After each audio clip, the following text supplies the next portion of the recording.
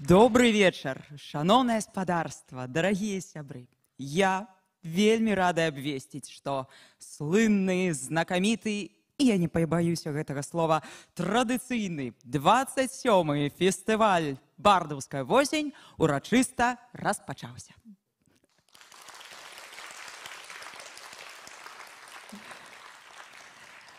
Мяне завуць Кацярына Ваданосава, і мне выпаў вялікі гонар. Сёння, завтра і паслязаўтра я пастараюся зрабіць так, каб усе удзельнікі, арганізатары, фундатары своечасова трапілі на гэтую сцэну і падзяліліся з вамі сваімі талентамі, імпэтам і натхненнем. Але перш чым я пачну абвяшчаць усіх удзельнікаў і арганізатараў, я хачу шчыра прывітаць і падзякаваць тым людзям, без якіх сённяшні канцэрт і заўтрашні, і паслязаўтрашні таксама, напэўна, абсалютна не адбыўся бы. Па-першае, шчыра вітаем пана Ярослава Бароўскага, бурмістра Бельску-Падляшскага.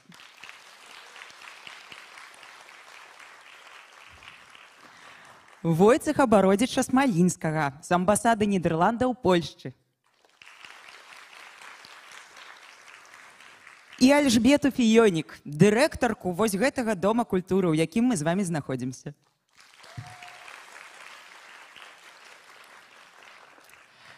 Мяне асабіста, і я ўпэўненая, усіх вас таксама вельмі цешыць той факт, што пасля двухгадовага перапынку бардаўская восень аднавілася, паўстала з попелу, як фенікс, можа быць, крыху ў нязвыклым фармаце, але яна пры гэтым не страціла сваёй галоўнай мэты, сваёй галоўнай задачы, за якую я яе вельмі люблю, спрычыняць усіх нас да прыгожага, да высокага і вельмі чалавечнага мастацтва, мастацтва музыкі і мастацтва слова.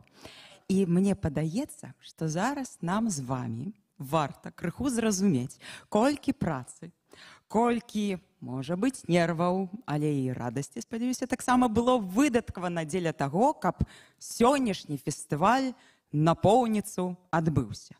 І зараз я шчыра хачу запрасіць на гэтую сцэну галоўных арганізатараў бардаўскай восені Паўла Станкевіча і Ігора Лукашука.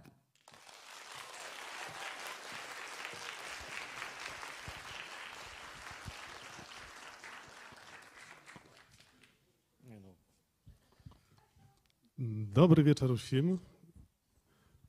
Пришел такий момент, kiedy na samej sprawie ja gość na Bardowskiej Wosieni, a woś przed nami główny organizator.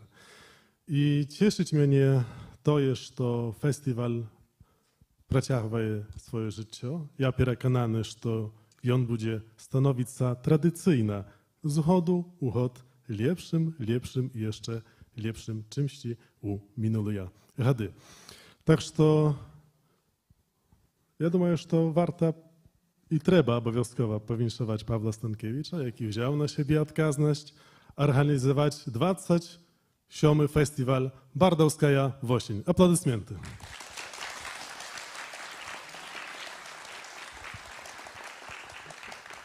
Dowierаю, że to będzie za co dziękować później na pewno.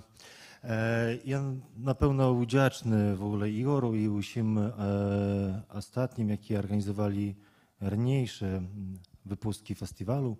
Мне падаецца, што зрабіць падзею, якая зможа тут на Падляшшы праз 26 гадоў паказваць самую смакату беларускай мовы, гэта вельмі важна і такая рэч, якая нам проста патрэбна. Дзесьці вось сэрца мы хочам пачуць гэтыя словы, хочам пачуць пры акампанеменце музыкі і смакаваць і адчуваць асалоду ад гэтых слоў. Я спадзяюся, што дзякуючы досвіду Ігора і астатніх, з якога мы дагэтуль карыстаемся, нам удацца правесці класны фестываль. Спадзяюся, што вам будзе класна вяртацца да яго пазней у ўспамінах, gdzieś na zdjęciach i tak dalej. I захочecie wrócić u następny, Я спадзяюся, што дзе як не ў Бельску-Падласkim вось такі фестываль павінен далей існуць проста. Таму я вам жадаю проста добрага вечара, добрага адбёра гэтага ўсяго, што адбудзецца. І яшчэ зачытаю ліст ад спадара маршałka, які nam прыслаў. Szanowni organizatorzy, uczestnicy i publiczność Festiwalu Białoruskiej Poezji Śpiewanej i Piosenki Autorskiej Bardowska Jawosień. Spośród wielu form artystycznego przekazu do szczególnie wzruszających należą poetyckie utwory wykonywane w tak delikatnej, nastrojowej muzyki. Równie uroczo brzmią piosenki, których tekst i melodia pięknie ze sobą współgrają, gdyż są wspaniałym efektem pracy tego samego autora. Cieszę się, że społeczność białoruska zamieszkała w województwie podlaskim przez kolejne 3 dni będzie mogła usłyszeć niezwykłe bogactwo zawarte w obydwu tych gatunkach słowno-muzycznych prezentowanych w ramach 27. edycji Festiwalu Bardowska Jawosień. Serdecznie dziękuję Fundacji Tuteka jako głównemu organizatorowi festiwalu za stworzenie jego bohatego programu, zawierającego również wiele wydarzeń towarzyszących. Całość tych działań to mocny głos niezależnego środowiska białoruskich artystów.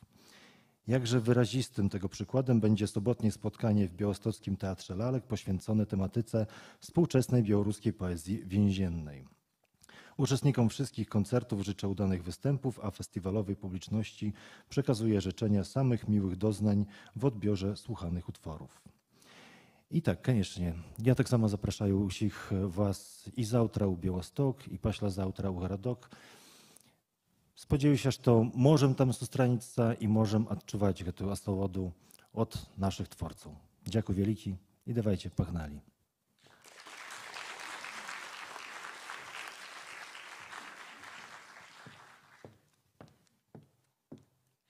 Зараз, сябры, я хачу зачытаць вам тых, без каго сённяшні фестываль зусім бы не адбыўся. Гэта спонсары, фундатары і натхняльнікі фестывалю, у тым ліку і ў фінансавым плане.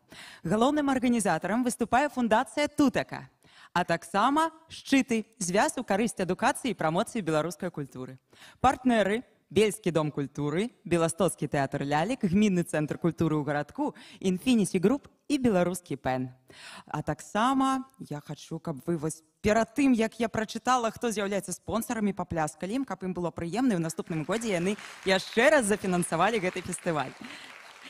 Міністэрства ўнутраных спраў і адміністрацыі, Падляскае ваяводства, горад Беласток, Амбасада Каралеўства Нідерландаў у Варшаве, а медыападтрымку ажыццяўляюць Польскі радыё Беласток, ТВ Белсат, Беларуская радыёрацыя, ТВ3 Бялысток, радыё Акадера, газета Выборча, газета Współczesna і кур'ер Поранны.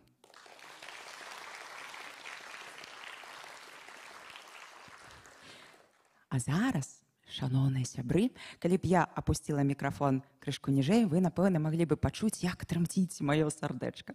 Таму што я вельмі люблю тых, хто выйдзе літаральна праз хвіліну на сцэну. І я думаю, што я такая не адна. Без усялякага пафасу і сарказму я магу сказаць, што абсалютна шчыра захапляюся кожным з гэтых людзей і гордая, што знаёмая з некаторымі асабіста. А з некаторымі нават штотыдзень працую на адной здымачнай пляцоўцы. Ведаеце, я памятаю, як у 2020 годзе, калі разбураўся самы слынны і самы знакаміты беларускі тэатр, я адчувала абсалютную роспач і абсалютны адчай. Але зараз я разумею іншае, таму што тэатр — гэта ж не сцэна, і тэатр — гэта не сцены, і тэатр — гэта не грымёрка, і нават не канапа страчаных надзей, пра якую мне расказвалі тыя людзі, якія зараз выйдуць на сцэну, дзе можна адпачываць паміж рэпетыцыямі. Тэатр — гэта людзі, якія нясуць святло, таму што яны самі з'яўляюцца святлом. І вось якраз такіх людзей вы зараз і ўбачыце. І яшчэ я вельмі люблю іх праграму, якую вы зараз пачуеце. І шчыра зайздрошчу тым, хто яе яшчэ ніколі не чуў. Гэтая праграма называецца «Я гавару» на вершы сучасных беларускіх паэтаў. Віталя Рыжкова, Веры Бурлак, Дашы Бялькевіч, Вальжыны Морт. І я вельмі жадаю, каб вы з усёй сваёй моцы шчыра прывіталі абсалютна выбітных творцаў. Сустракайце незалежная тэатральная трупа «Купалаўцы».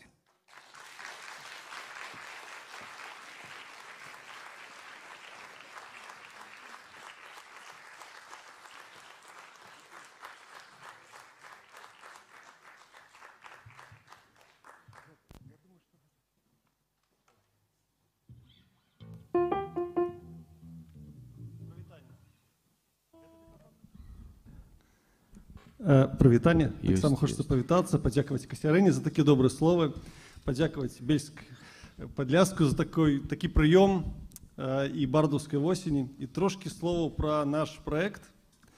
1,5 гады таму купалаўцы шукалі творы, у якіх можна было б неяк адрэфлексаваць, адрэагаваць і, можа, адлюстраваць падзеі, такія няпростыя падзеі, якія былі ў нас на радзіме. Мы звярнуліся да вершаў маладых сучасных беларускіх паэтаў і паэтак і знайшлі там проста процьму болю, надзеі, нейкай безабароннасці і ў той жа час сілы і гумару. Дакладна. І гэта нас натхніла на стварэнне музычнай праграмы з песнямі, словы у якой мы ўзялі ад гэтых паэтаў і паэтак, а музыку, як змаглі, стварылі самі. Гэта праграма атрымала назву «Я гавару». І першая песня створана на словы паэта Анатолія Івашченкі.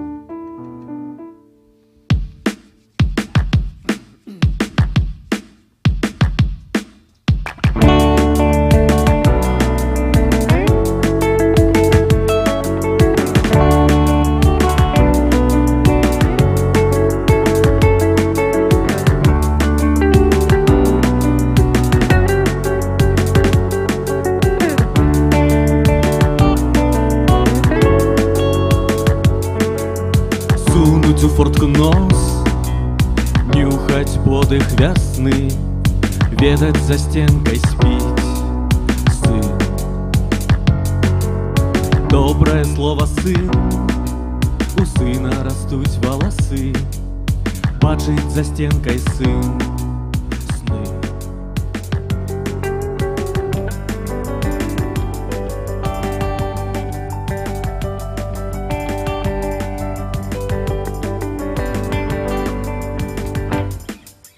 Сын гэта я сам, у сына забиты нос, бачить за стенкой сын сны. Нюхать подых весны, ведать за стенкой сон, ведать забитый нос, лёс.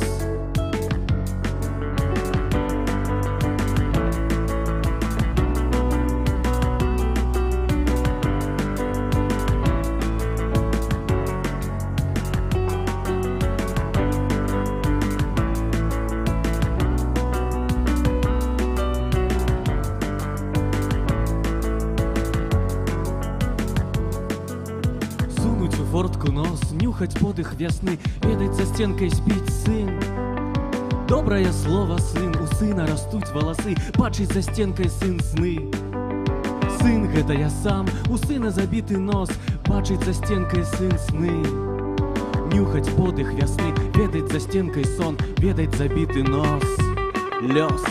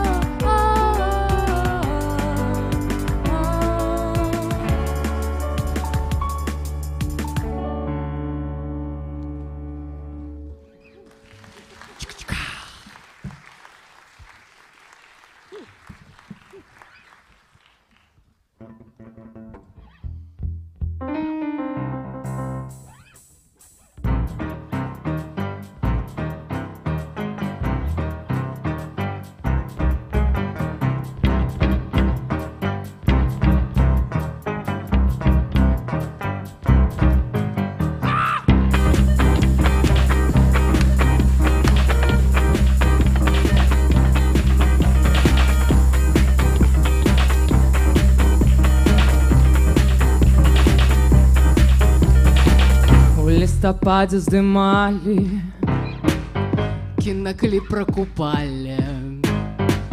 у лістападзе здымалі Киноклип про купальня.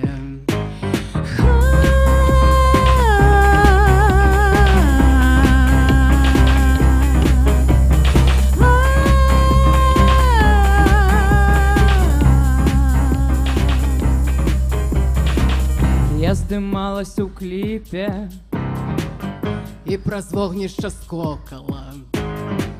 я праз вогнішча скокала І згубила спадніцу.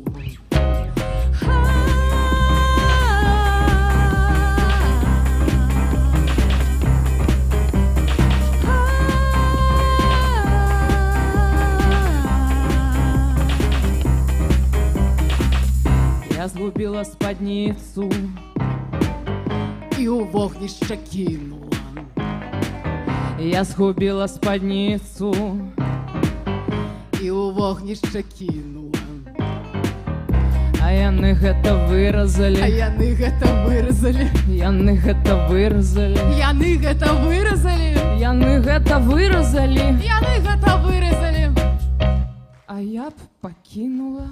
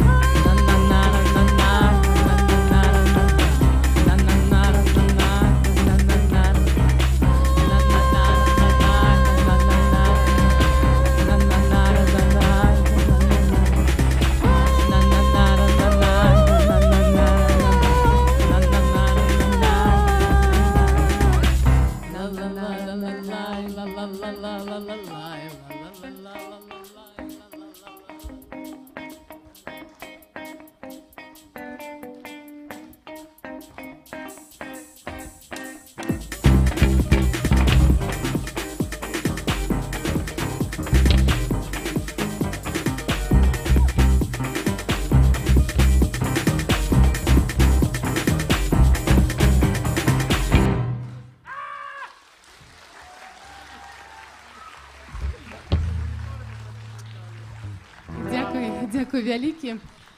Гэта былі такія жарты рэчаісныя ад паэтэсы, ад беларускай паэткі Веры Бурлак.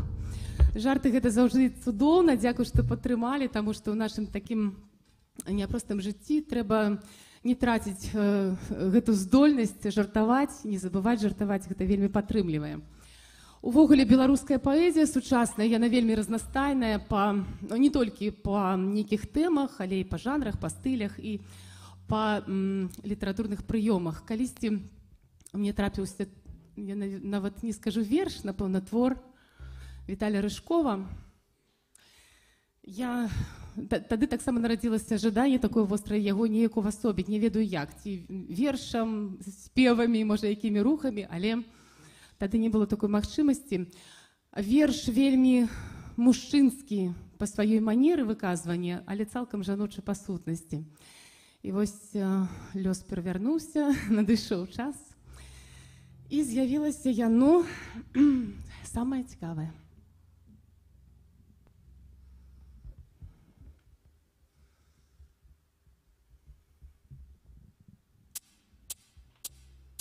Самае цікавае пачынаецца потым. Сціхне адчуванне болю. І нешта жаночае, сціскаючы, незадаволенае, абцяжаранае табою, нарачэ цябе ідыётам, цяжкім, разлегшымся тут пасярэдзіне поля бою.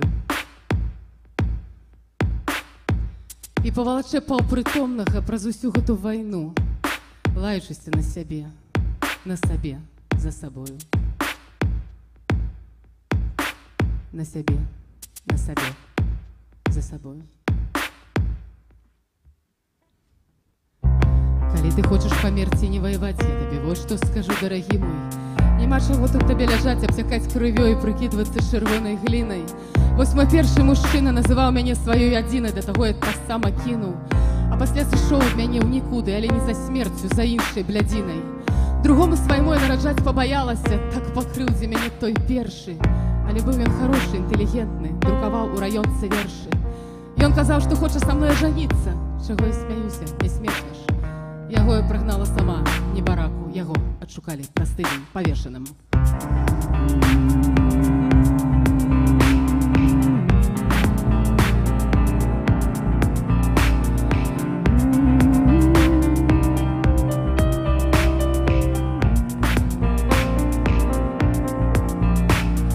Страшна было, вось пасля гэтага я карацелі дзве не звар'яцела. Трэцім стаў прыходзіць да мяне той лётчык, з ім я і заляцела. Ага, ну нічога бывае, і ён настойваў, і самой ужо нарадзіць карцела. І мы сталі ўдваіх назіраць, як дзіця напаўняе маё цела. Але дзіця нарадзілася мёртвае, гэта мяне і зламала. Лётчык казаў, маўляў, яшчэ знясеш залатое яйка. Лётчыка я прагнала, перапакутвала, пасумавала, выплакала, мне падалося мала. Пераспала яшчэ з адным, яшчэ з адным, яшчэ.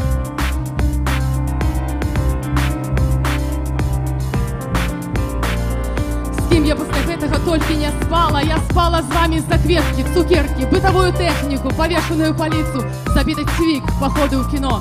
Добрае слова, сукенку, спадніцу. Я карыстала вас, каб расслабіцца, пабавіць час, забыцца. Вам патрэбна так мала, цяпер мне 30. Я цягну цябе, ідыёта, у брудны ваенны шпіталь, у сімфонію болю, дзе вы паміраеце так, нібыта перамагаць не патрэбна болей. Ты вось, я бачу, умееш выслухаць, і паколькі ў шпіталі бракуе коек, я пакладу цябе ляжаць і загойваць рану побач з сабой.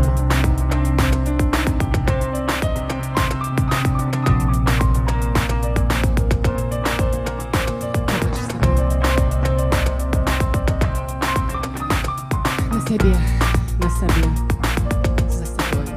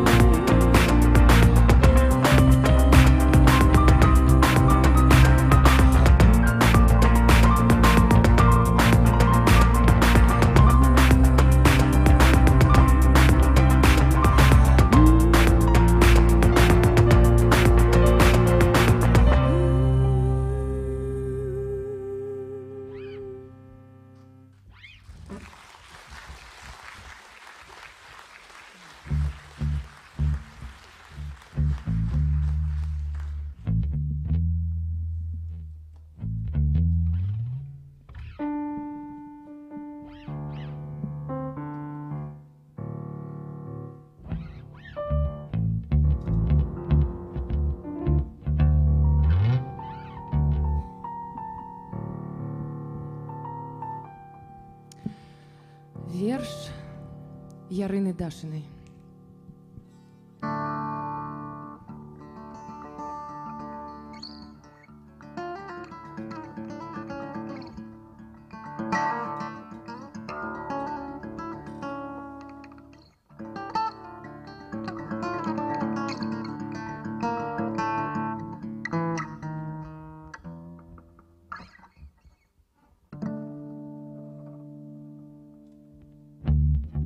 Утекаю в поэзию.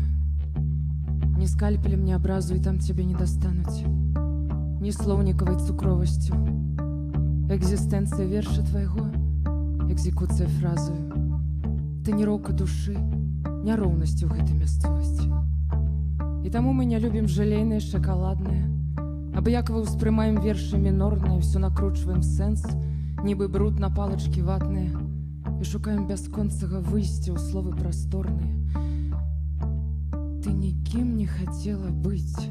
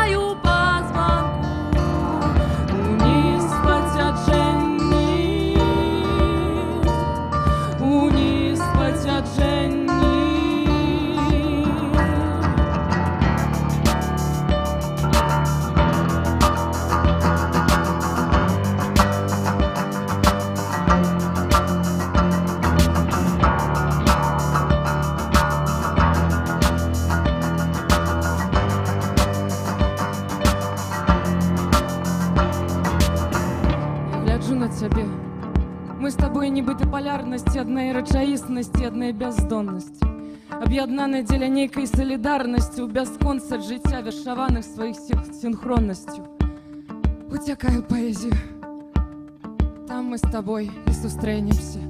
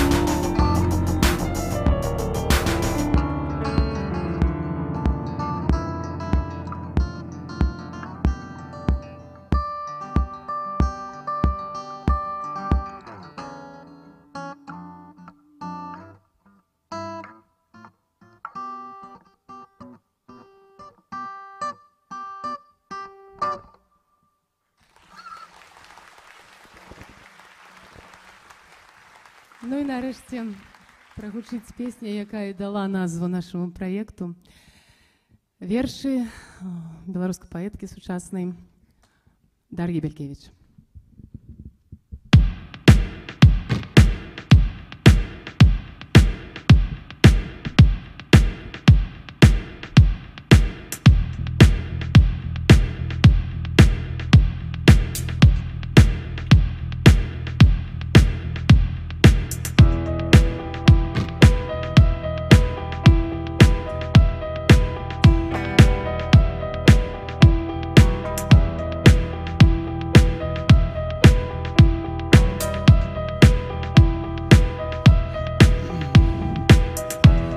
страляю з лука, я кепска страляю з лука. Я кепска страляю з лука, я кепска страляю з лука. Я кепска страляю з лука, я кепска страляю з лука. Я кепска страляю.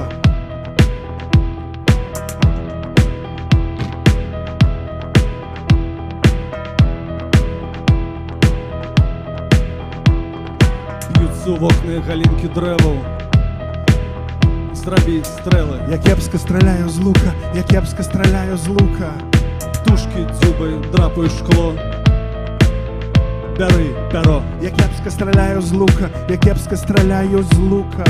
Хочеться в ноги чорний камінчик, востри наконечник. Я кепска страляю з лука, я кепска страляю. Послухай, я кепсько стріляю з лука. Боже, кожен робить той, що може. Ми разом шукаємо дорогу, яка веде угору. У хвилини мовчання народжаються вороги.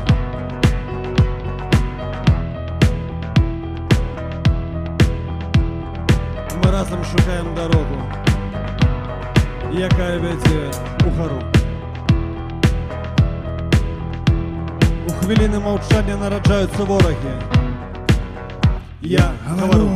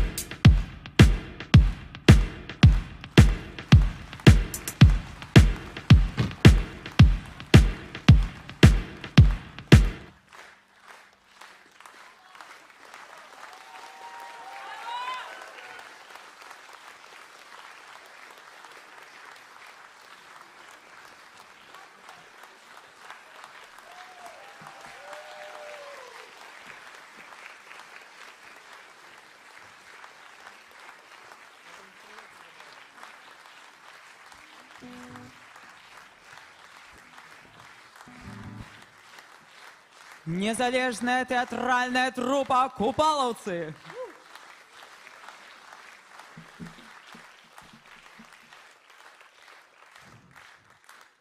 Малайцы ж, правда?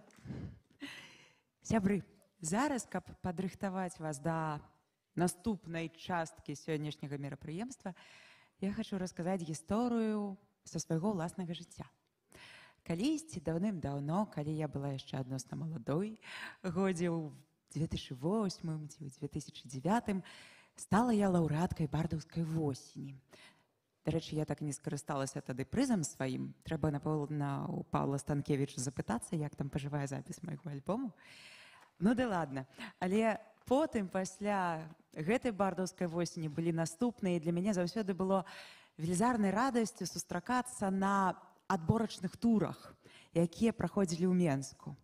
Мы шчыра сябравалі з тымі людзьмі, якія прыходзілі на адборачныя туры, некаторыя потым ехалі ў Бельск, у Беласток, некаторыя не, заставаліся ў Мінску. Але я да сённяшняга моманту згадваю, як мы спявалі песні разам з Максімам Знакам, якому зараз далі 10 гадоў турмы. альбо Джэмілі з Яўгенам Барышнікавым, які ў нядзелю будзе выступаць у Беластоку, альбо, напрыклад, высвятлялі з Сергеем Башлыкевічам, зоркай бардаўскай восені, хто ў каго ўпершыню граў на разагрэве на кватэрніку. Я ў Башлыкевіча ці Башлыкевіч у мяне. Але былі такія постаці, якія для нас былі абсалютна такімі недасягальнымі. Яны былі нібыта нябеснымі жыхарамі. І вось такой асобай быў адзін з пастаянных членаў журы бардаўскай восені Міхала Немпадыстаў. Паэт, мастак, дызайнер, творца, мысляр. Ішлі гады. Мяне перасталі клікаць на бардаўскую восень, я вельмі сумавала з гэтай нагоды. І аднойчы, я памятаю, гэта быў 16-й год, раздаўся званок. Мне тэлефанаваў сам Немпадыстаў.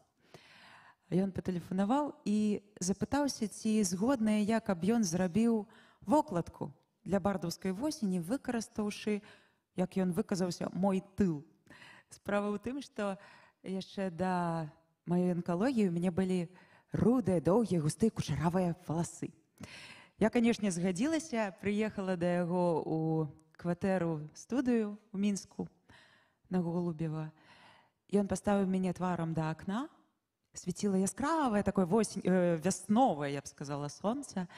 Я стаяла спінай да камеры, ён сыпаў мне на валасы сухое каштанавае лісце і рабіў здымкі адзін за адным. І вось вокладка бардаўскай восені 16-го года, яна акурат з маёй галавой. І я была настолькі ўсцешаная, я была настолькі шчаслівая, што вось хаця б такім чынам я спрычыняюся да бардаўскай восені. Нібыта я еду ў Бельск, нібыта я еду ў Беласток.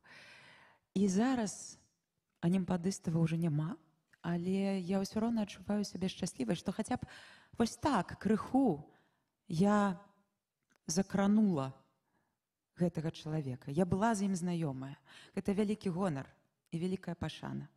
І зараз мяне вельмі цешыць той факт, што неўзабаве, вось праз паўхвіліны, на гэтай сцэне адбудзецца вельмі цікавая дыскусія, прысвечаная постаці Міхала Немпадыстава. А таксама вы будзеце сведкамі ўручэння прэміі імя Міхала Немпадыстава, якая будзе ўручацца ўжо другі раз за самую лепшую вокладку кнігі.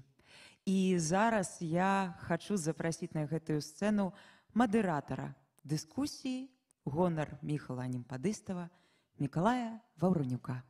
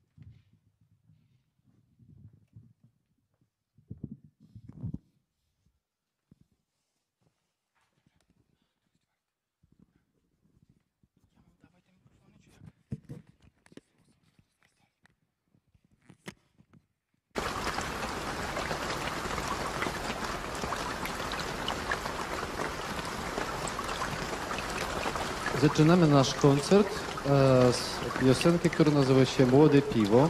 Dzieja tego utworu odbywa się w małym pogranicznym miasteczku, które nazywa się Raków, na zachód od Mińska. Przyjaciele popiwają piwo za siebie, za swoich przyjaciół, za dziewcząt, za lepsze życie, za ojczyznę i tak dalej.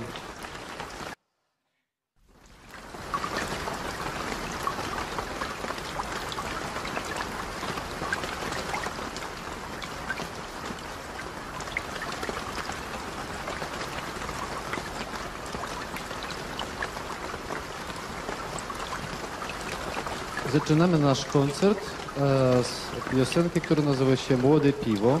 Dzieja tego utworu odbywa się w małym pogranicznym miasteczku, które nazywa się Raków, na zachód od Mińska. Przyjaciele popiewają piwo za siebie, za swoich przyjaciół, za dziewcząt, za lepsze życie, za ojczyznę i tak dalej.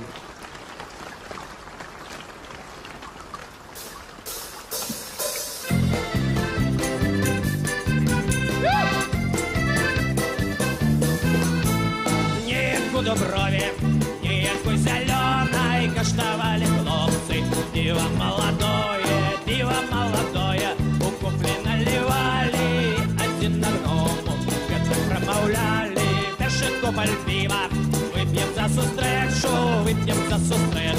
за чудовний вечір. А по першому куплі треба полтори. Молодое пиво завсюди шумить. Выпьем другой купаль молодого пива за девчаток наших, как жили счастливо. А по другим куплі треба полтори. Молодое пиво завсюди шумить. Третий выпьем ножки за нас, за малойцев, как светило солнце у нашего конца. А по третьим куплі треба полтори. Молодое пиво завсюди шумить. А четвертый куполь выпьем за сябровство, как катать самотно нам не довелось. По четвертому куплі треба полтори. Молодое пиво завсюди шумить.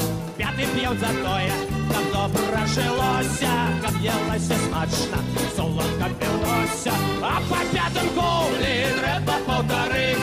Молодое пиво завсюди шумить. Шостый пьем пушки за тых, кто не з нами, как не знали гора, когда ты не знали. А по шостому куплі треба полтори. Молодое пиво завсюди шумить. Ось ви за край роти, ось ви за погоню, как горели зорки в небе, как летели коні. А по сьомим, восьмим треба полтори. Молодое пиво завсюди шумить. П'єм дев'ятий куполь за добрих людей. Заспіваймо разом. Гей-гей, гей-гей, гей-гей, заспіваймо разом. Гей-гей.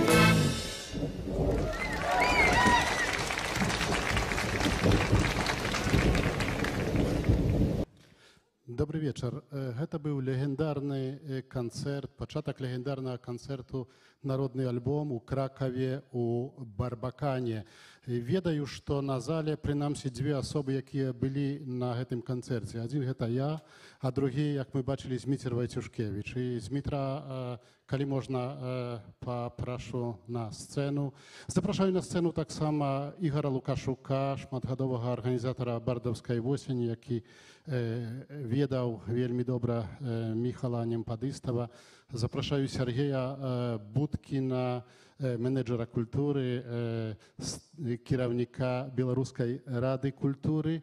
А з намі на сувязі будзе Тацяна Нядбай, старшыня беларускага пен-цэнтру, якая фізічна дзесьці далёка на поўначы, ці то ў Фінляндыі, ці ў Нарвегіі, я дакладна не ведаю, зрэшты не ўсё хіба трэба і рассакрэчваць, але і яна з намі.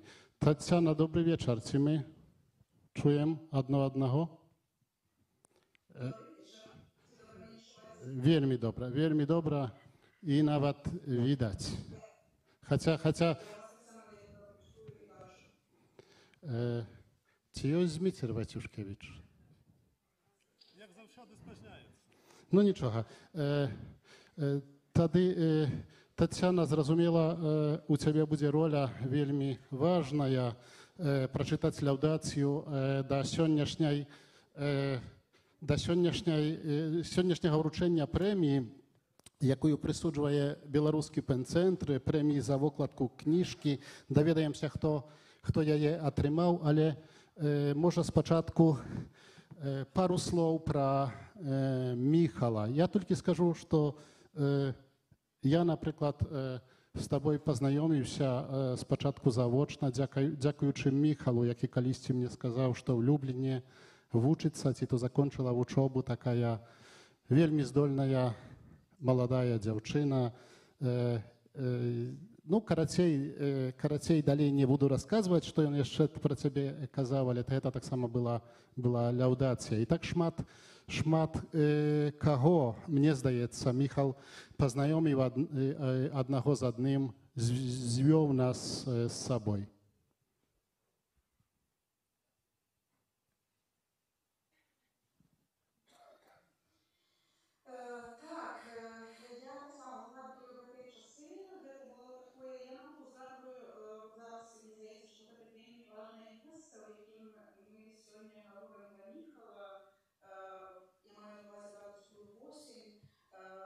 Потому что Міхал заўсёды быў захоплены гэтым рэгіёнам Польшчы і людзьмі, якія жывуць у гэтым рэгіёне, заўсёды распавядаў пра яго з такой вялікай любоўю і з вялікім натхненнем.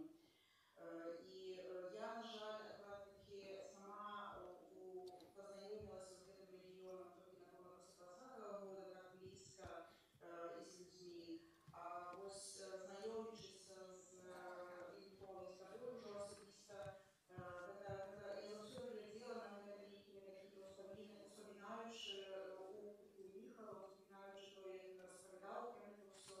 І хачу сказаць, што для мяне, конечно, гэта вельмі было сургучна ягоны распытваць, ягонае захапленне з тым, што я бачыла на свае ўласныя вочы. То бок у пэўным сэнсе я глядзела на гэта трошачкі ягонымі вачыма, і гэта супадала вельмі з маім успрыняццем і сябе, і іншых людзей, з якімі мне ўдалося пазнаёміцца. Ігор, ты знаёмы быў з Міхалам шмат гадоў. Быў знаёмы, так сказаць, і дзякуючы працы ці дзякуючы супольнай ідэі, якая ажыццяўлялася ў гэтым месцы, правда, не ў гэтым будынку, тут будынак быў іншы. Я пару дзён таму гаварыў з Надзеяй Артымовіч, якая таксама ад пачатку была з бардаўскай восенню, якая была ў жыры шмат гадоў разам з Міхалам Анім Падыставым. І яна падкрэслівала, што з Міхалам яна вельмі хутка як бы знайшла, можа, нават не супольныя словы, бо казала, што часам трэба было і памаўчаць, каб разумець адзін аднаго, але нейкі такі клімат, нейкае пачуццё эстэтыкі, нейкае пачуццё вартасцей. Яна падкрэсліла тое якраз, што не заўсёды трэба было гаварыць, часам трэба было памаўчаць, а кантакт атрымліваўся вельмі добры. Але Міхал любіў гаварыць, любіў і расказваць, любіў ацаніць, калі што было прыгожае. No tak, nawet bywało, że miał taką zadачу, jak ocenić, pokolki był nie jeden raz, a razem szmat siabram jury bardowskiej Wosini. No faktycznie, ja już o tym się nie mówił, kiedy byli rozmowy pro Michala, że Michał to jedna z tych osób, jaka stwarała festiwal. I chociaż Michał nie był organizatorem festiwalu, to unosił nastолько много estetyki, nastолько много smaku. Nie tylko w tej prostorii graficznej, ponieważ on był autorem mnogich afiszów bardowskiej Wosini, ale w ogóle u prostory atmosfery, rozmowy, kontaktu z odnosinymi z ludźmi, że można сказать, że Michał był taką przyprawą, jaka nadawała smak festiwalu. I ciężko переоценить rolę Michała w kontekście bardowskiej Wosini. Czasem bywało tak, że Michała nie było, ale to tylko temu, że on spóźniał się temu, że on spóźniał się razem ze Żmiciarem Wojcieszkiewiczem. Czego my byli świadkami сегодня? Ja chciał nawet począć rozmowę z ciebie, ale pokolki ty spóźnił się, chciał zapytać про Ти не бачив, певно, ми тут почали відеорепортажем таким коротким з легендарного концерту народного альбому, одного з перших, а ў Польшчы гэта дакладна першага концерту ў кракаўскім Барбакане, калі весь вечар ліў дождж, а там сцена была так не схаваная, ці гэта правда, што вас усіх, а прынамсі Вольскага там токам час ад часу стукала? Ці гэта толькі легенду ён ужо потым зрабіў, такую мартыралагічную? Ну, 25 гадоў мінула, практычна там, я не ўсё памятаю. 23. 23? Ну, якая розніца ўжо, тут ўжо такія лічбы. Пажывеш яшчэ крыху, тады будзеш ведаць, якая розніца. Ну, я нешта памятаю, паколькі это быў першы такі масавы наш выезд, і у такім месцы прыгожым, і адказнасці, і тэлебачанне, і яшчэ там, я не памятаю, ці з гелікоптера здымалі, ці з нейкай вышкі. Там быў кран. Вялікі кран. І ліло, было холодна, але мы так з Міхалам проста заўсёды цёпла ў кампаніі было, ён весяліў нас, і так ён характарыстычна смяяўся. Вось гэта такі ягоны стыль, і пра яго, ну, нават з пункту гледжання гумару там можна бясконца расказваць. А натуральна я дадам, што мы не раз на бардаўскую восень спазняліся, дзякуючы таму, што былі вялікія чэргі на мяжы, хоць мы выбіралі самы блізкі шлях, але вось так доўга это ўсё. Мы слухалі бардаўскую конкурсную частку як сябры журы, мы слухалі ў машыне, ацэньвалі канкурсантаў. Вось дзякуючы трансмісіі радыё «Рацыя», так што... І ззаду яшчэ былі альбо выступоўцы, там, па-мойму, ехаў Барышнікаў і ехаў яшчэ нехта, і вось мы так дабіраліся на бардаўскую восень са смехам, страхам, што нас не прымуць, таму што мы спазніліся і так далей. Але Міхал ўсё это аздабляў гумарочкам і нейкімі гісторыямі жыцця. Я разумею, што Барышнікаў не толькі таму стаў лаўрэатам бардаўскай восені, што ехаў з сябрамі журы. Не, ён выдатна робіць і рабіў тады як канкурсант, а зараз проста стаў, дзякуючы бардаўскай восені, асобным артыстам, і не толькі ён, шмат тых маладых, якія зараз трымаюць у руках гітару, ці крэатывяць музычна, выраслі і паўсталі менавіта на гэтых святых дошках, якіх уже зараз няма, новая сцэна. Мы бачылі тут Міхала, які, ну, па-першае, як ты, Ігор, сказаў, ну, кожны спатыкаўся спачатку з бардаўскай восенню у горадзе ці ў гарадах, у розных мясцовасцях, бо бачылі яго плакаты. Бачылі яго тут, як працуе ў журы, як уручае прэміі пераможцам. Я прачытаў, Сергею, у тваім тэксце, што быў такі час, што вы супольна адбіралі удзельнікаў бардаўскай восені. Гэта, праўда, ўжо было пасля таго, як ты пазнаёміўся з Міхалам, і тваё знаёмства спачатку было, не ведаеце, ці ў той час ужо ўжывалі гэтае слова, віртуальнае. Так, калі вось пачаць ад гэтага віртуальнага знаёмства, то хіба прайшло ўжо 25 год, так, з таго часу. Я хочу прачытаць вось гэта эсэ, якое напісанае для кнігі успамінаў, вось акурат яна ў цябе ляжыць, памяці Міхала Непадыстава, яно было напісана ў 2018 годзе. Яно называецца «Таямніца Міхала». Кнігі, пэўна, і так не ўбачыце адтуль, але, можа, камеры яе пакажуць, а потым да кнігі яшчэ вернемся. Паслухаем тэкст Сергея і вернемся да кнігі. Міхал яшчэ пры першай сустрэчы зачараваў мяне сваёй загадкавасцю. Наша знаёмства адбылося ў 97-м. Мне было тады 15 год, я слухаў рускі рок і чытаў Дастаеўскага і не меў аніякага інтарэсу да краіны, у якой жыў. Міхал распавёў мне пра паралельную рэальнасць, у нечым блізкую, але пры гэтым фантастычна далёкую. У ёй жылі кантрабандысты, шпіёны і настаўнік, якога можна было прыняць за вар'ята. Міхал распавёў мне пра існаванне іншай беларускай мовы, зусім не той, школьнай. У той момант нібы знайшлося нешта страчанае і адначасова неспасцігальнае. Я не ведаў, як яго завуць і як ён выглядае, бо тое першае знаёмства адбылося праз касету, якую я набыў у Шапіку у пераходзе метро Кастрычніцкая. Яна звалася «Народны альбом» і была заслуханая мною да дзірак.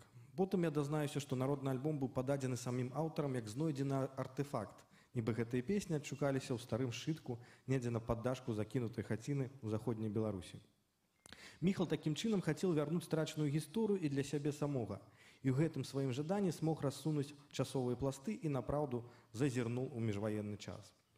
У 2001 я ўпершыню ўбачыў Міхала. Ён вёл канцэрт народнага альбому ў Казамінскай. Гэта было суцэльнае чарадзейства, хоць ён проста выходзіў да мікрафона і тлумачыў між песнямі, што будзе адбывацца ў гэтай дзіўнай гісторыі далей.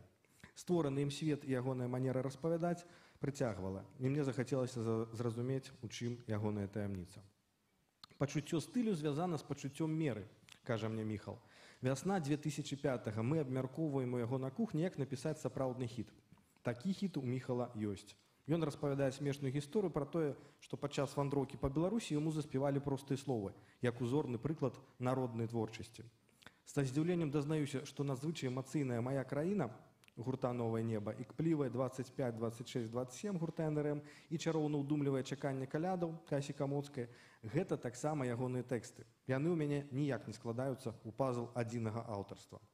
А Міхал акурат у гэты час перакладзе, нават не перакладзе, а перастворыць аўтабіяграфію польскага гурта «Перфект», якую спеюць дуэтам Лявон Вольскі і Ігар Варашкевіч. А таксама напіша пранізлівы верш «Святло ў цемры» для гурту IQ48. Мець тэкст і нешта сказаць – гэта не адно і тое ж, кажа мне Міхал. Гэта ўжо 2014 год, мы сядзім зіму ў складзе журы адбору на бардаўскую восень.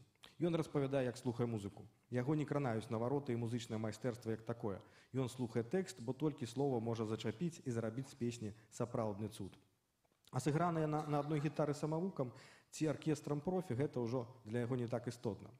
У гэтым сэнсе нашыя думкі супадаюць, толькі вось усё адно мы называем у ліку лепшых зусім розных выканаўцаў. 2006 год. У галасаванні на найлепшы беларускі хіт году на тузіне хітоў перамагае тая самая аўтабіяграфія, а на другім месцы «Святло ў цемры», таксама міхалаўская. Замест традыцыйнага канцэрту найлепшых беларускіх гуртоў на дзень народзінаў нашага парталу мы вырашаем зрабіць канцэрт, прысвечаны Міхалу, і называем яго чалавекам года ў беларускай музыцы. Я, канешне, малайчына, але багата іншых людзей, якія варты такога звання. Хе-хе-хе. Сціпла і з гумарам адрэагаваў ён на гэта. Але пагадзіўся правесці імпрэзу, якую мы назвалі «Бенні-фест анімпадыстава». Мы сядзім з Міхалам другую гадзіну пры ўключанай відэакамеры ў яго дома. Мінула 20 гадоў ад часу з'яўлення народнага альбому. Я з вялікім задавальненнем узяўся за фільм пра гісторыю праекту і распытываю пра ўсе акалічнасці. Пасля адказаў на запланаваныя пытанні паўстаюць новыя, і я ў пэўны момант спыняюся ў сваіх роспытах, бо разумею, што гэты міхалаўскі космас не спазнаць ніколі. І адмаўляюся ад аднаго з варыянтаў назвы фільма «Таямніца народнага альбому». Фільм «Народны альбом. Ненаўмысны шэдэўр» быў прэзентаваны ў ноч 31 снежня на 1 студзеня 2017 у этэры тэлеканалу «Белсат». У ім мы распавялі шмат чаго цікавага, аднак загадку самога Міхала сам для сябе я тады не раскрыў. На пару месяцаў пазней, калі народны альбом упершыню за 10 год выступаў у Менску, мы вырашылі прысвяціць асобную тэлепраграму «Белсат Music Live» менавіта таямніцам праекту. Падчас той размовы я быў пэўны, што на пытанне, якая ж песня для яго самая знакавая, Міхал адкажа «Я да жалю не пан». Бо простыя словы гэта неяк прадказальна і задужа проста. Але выйшла менавіта так. І толькі цяпер, згадваючы нашы размовы, перачытваючы ягоныя развагі, пераглядаючы ягоныя інтэрв'ю, мне адкрылася таямніца Міхала. Яна акурат у простасці. У простай да геніяльнасці здольнасці разгледзець і адчуць тое самае, з чаго складаецца жыццё. Жыццё кароткае і не надта спяшаецца дарыць нам радасці проста так. Чакае, пакуль мы самі не навучымся гэтыя радасці ствараць альбо бачыць іх наўкол у паўсядзённасці, пісаў ён у сваіх развагах. І гэта акурат і ёсць ключом да ягонай таямніцы. Гэта успамін Сергея Будкіна, які змешчаны ў кніжцы «Простыя словы», кніжцы, якая ў мінулым годзе стала лаўрэатам прэміі імя Міхала Анімпадыстава за кніжную вокладку. Сёлетняга лаўрэата познаем под конец нашей сустрэчы. А я хотел бы только еще, что тычется текстов, Михала, тут Адам Глобус успоминае, як ён пачаў пісаць тэксты для гуртоў, але мне то адчуваецца, што ў яго тут ёсць шкадаванне. Рокеры сышлі ў клубы, замест стадыённага року заквітнеў карчомны і тракцірны рок-н-рольчык. Чорная вопратка анархістаў змянілася на тэатральныя касцюмы. Да мяне падышоў Лявон Вольскі і сказаў: «У касе скончыліся тэксты. На все твои найлепшыя вершы яна ўжо напісала музыку. Было б добра, каб ты напісаў ёй новы тэкст. Сам чаму не напішаш? Пішу для мроі. Для новага неба павінен нехта іншы пісаць. Мне так падаецца». Хай Міхал піша. В яго выдатна атрымліваецца з гэтымі каструбаватасцямі. Дарога, дрэва, муры, вуліца, ледзь-ледзь. Я саступіў Міхалу сваё месца ў новым небе. Саступіў і ніколі пра гэта не пашкадаваў. Піша Адам Глобус, а я не ўпэўнены, ці не пашкадаваў. Зміцер, ты ніколі не спяваў тэкстаў Міхала? Я не говорю про народный альбом. Я спяваю. Па-першае, песня «Аргентынская танга» – гэта першая песня, якую я напісаў у сваім жыцці.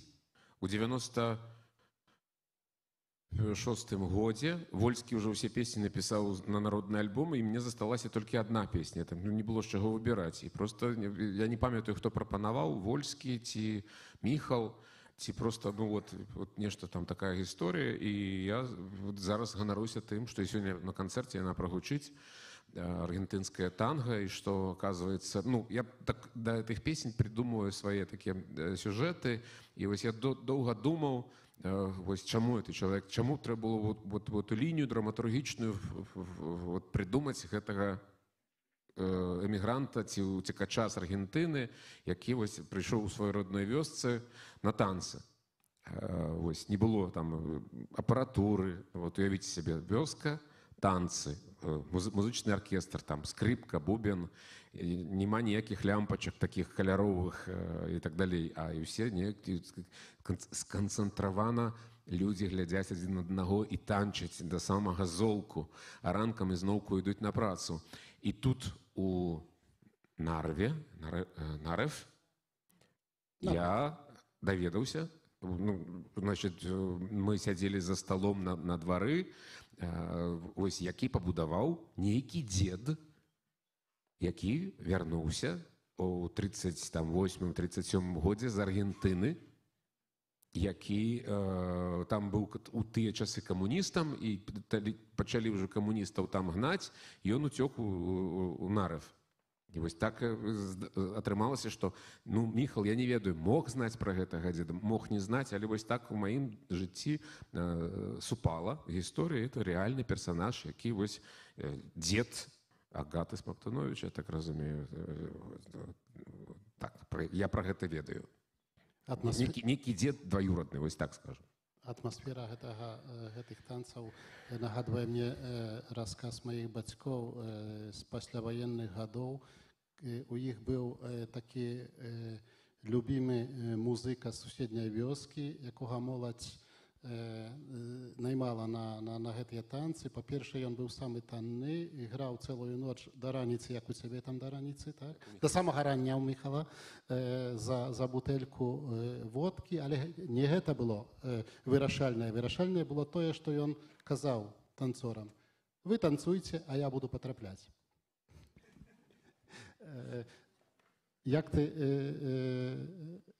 пазнаёміўся з Міхалам? Ці ты кажаш, што засталася апошняя песня, у цябе не было выбару? Пра напісанне народнага альбому ходзяць легенды, дзе ён там і не пісаўся ў Менску. Ведаю, што частка з яго нараджалася у кватэры, у кухні Чарка Галінскага, які быў тады корэспандэнтам газеты «Выборчай» і здымаў вялікую кватэру, калі не памыляюся, на Камсамольскай. Ну, пэўна ж дзесьці у самым цэнтры, на верхнім горадзе. Мы пазнаёміліся, по-моему, ў 93-м годзе. Я тады вучыўся ў інстытуце культуры і быў кларнетыстам. І ўжо пачаў працаваць у палацы як саксафаніст і там кларнетыст, чытаў па-ангельску хіп-хоп ці рэп. Нехта кажа, што я першы рэпер беларускі. Вось. А днём я зарабляў грошы, граючы на кларнеце ў метро. І падышла прыгожая дзяўчына і сказала, вельмі былі прыгожыя рукі, зубы белые, такая, а вы не хотели бы сходить на концерт белорусских выканаўцаў? Я кажу, ну, она меня так зачаровала, что я был просто, она меня так схапила, можно сказать, за все.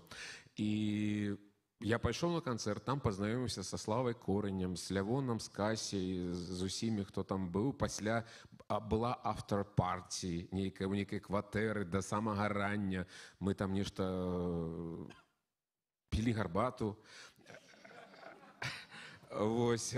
Была вялікая прыгожая сабака, вот сабаку памятаю. Ну, на паўхаты только одна собака займала месца. І там, магчыма, мог быць Міхал. І вось это кола, Лявон, Кася, яны пачалі, ну, як бы так, я стаў там, як это, да іх хадзіць.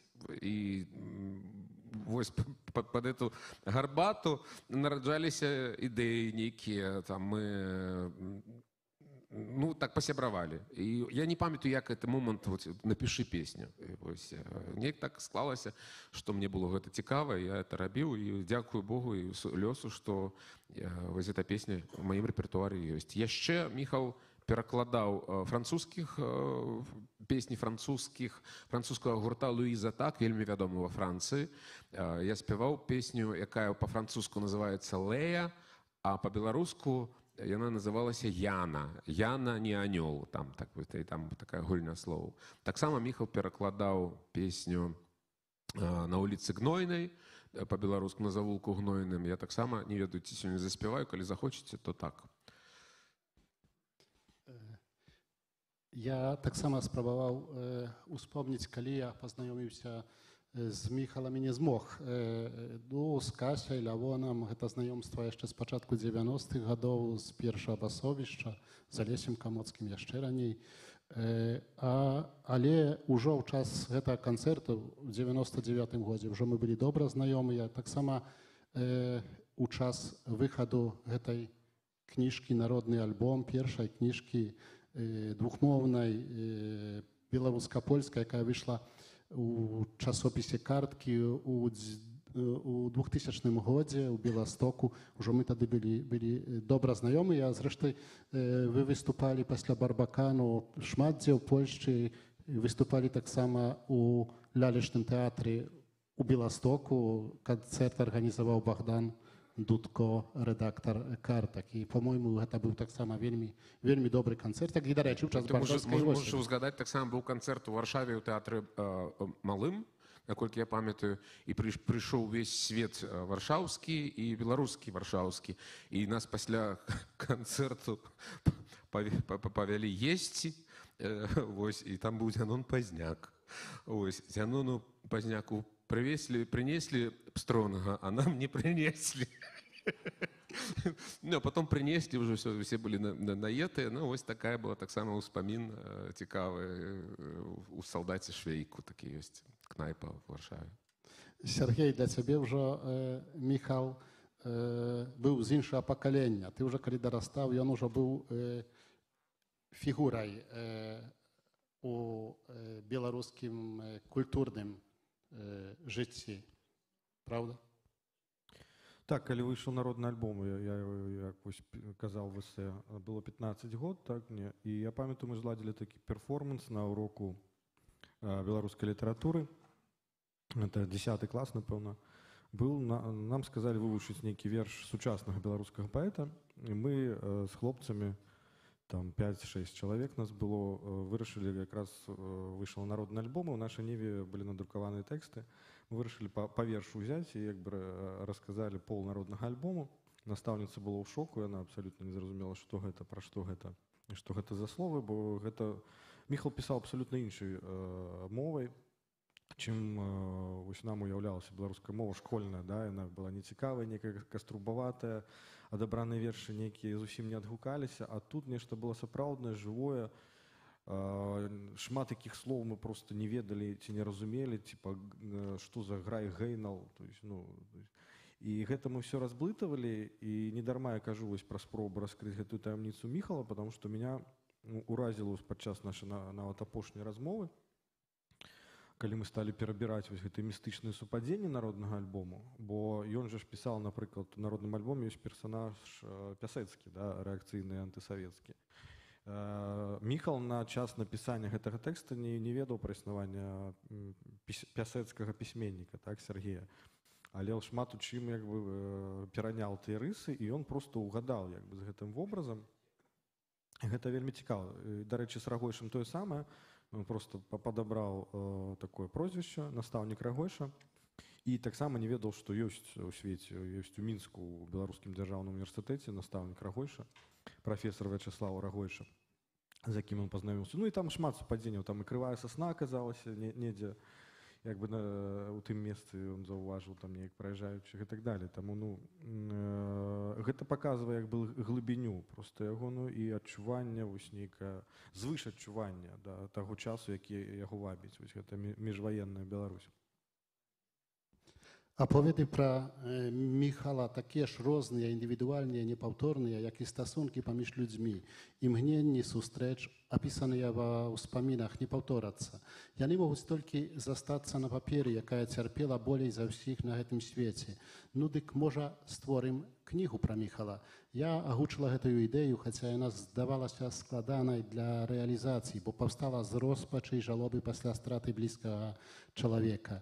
Смерць паралізуе аж датуль, пакуль мы супраць яе не паўстанем. Потым месяцамі да мяне прыходзілі тэксты. Некаторыя я прасіла сама, тэксты былі па-беларуску, па-руску і па-польску. Іх аўтаркамі і аўтарамі былі сябры, знаёмыя і незнаёмыя. Паштовая скрыня хутка запаўнялася. Піша Ёля Кільян, якую, калі нас глядзіць онлайн, вітаю і дзякую за кнігу. Я зноў вяртаюся да кнігу «Простыя словы» мінулагодняга лаўрэата прэміі Міхала Немпадыстава. Кнігай, бадай, тут больш няма, толькі гэты асобнік у мяне, але заўтра даедзе ў Беласток, даедзе проста з Вільні. Так што, думаю, тыя, прынамсі, хто першы прыйдзе на заўтрашні канцэрт, зможа купіць, ясна, гэтую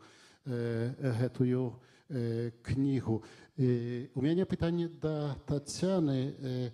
Тацяна, да прэміі імя Міхала Немпадыстава яшчэ вернемся. Ты сказала пра тое, як Міхал адчыняў табе вочы на Беласточчыну, на наш рэгіён, на Падляшша. А як ты з ім пазнаёмілася? Якая твая гісторыя знаёмства з Міхалам? І чым ён перш-наперш цябе ўражваў? Словам, эстэтыкай, дызайнам, графікай?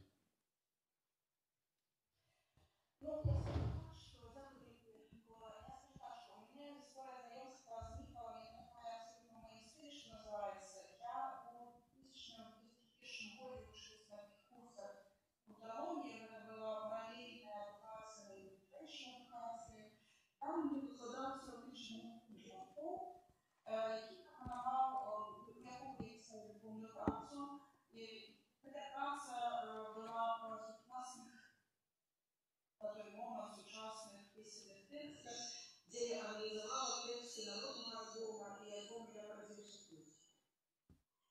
Конечно, я, коли аналізувала такі тексти, з пункту гледження архетипів традиційної белорусської свідомості, які у них виявлялися, я тоді розуміла, хто автор цих пісню, але така інформація не зробилася. Я була знайома з Міхалом, і я головним чином виділа тексти і шукала їх для саме архетипи. Коли у 2005 році, 2005 році вже познайомилася з Міхалом, спочатку познайомилася, спочатку сміялася в його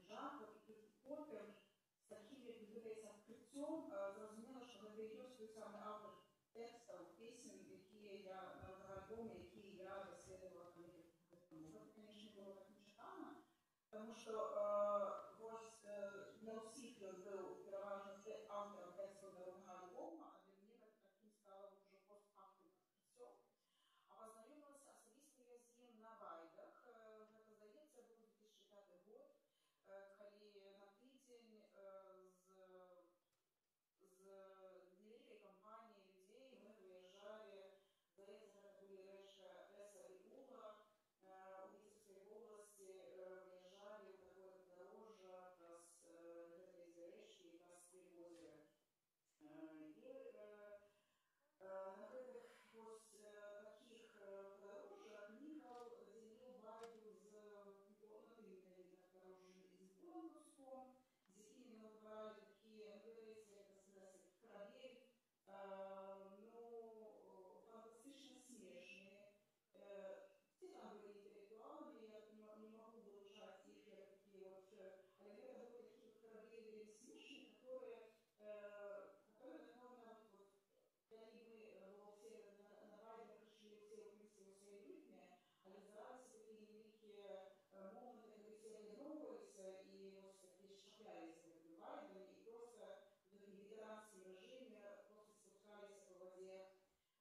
И вот Михал, когда шмат рассказывал про такие морские свои вандровки Сорокишева, и наибольшим враженнем на гэта знайомство сталася у ягоным выкананні песня «Ультима Туле», якую спяваў акапельна, і у ягоным выкананні яна спявалася як «Ультима Туле», і гэта тое, што проста забірала з сабой той голас, які гучаў, тэкст Міхала, які гучаў, і просто такі быў выхад у іншую рэальнасць, гэта просто астрал быў, калі ты разумееш, што ты частка гэтага тэкста, што ты частка гэтага падарожжа, якую невядомую выспу Ультиматуле, на якую тебе таксама хочацца даехаць. Вось гэта было такое адзінства часу, прасторы і тэкста, які забіраў цябе ўсяго.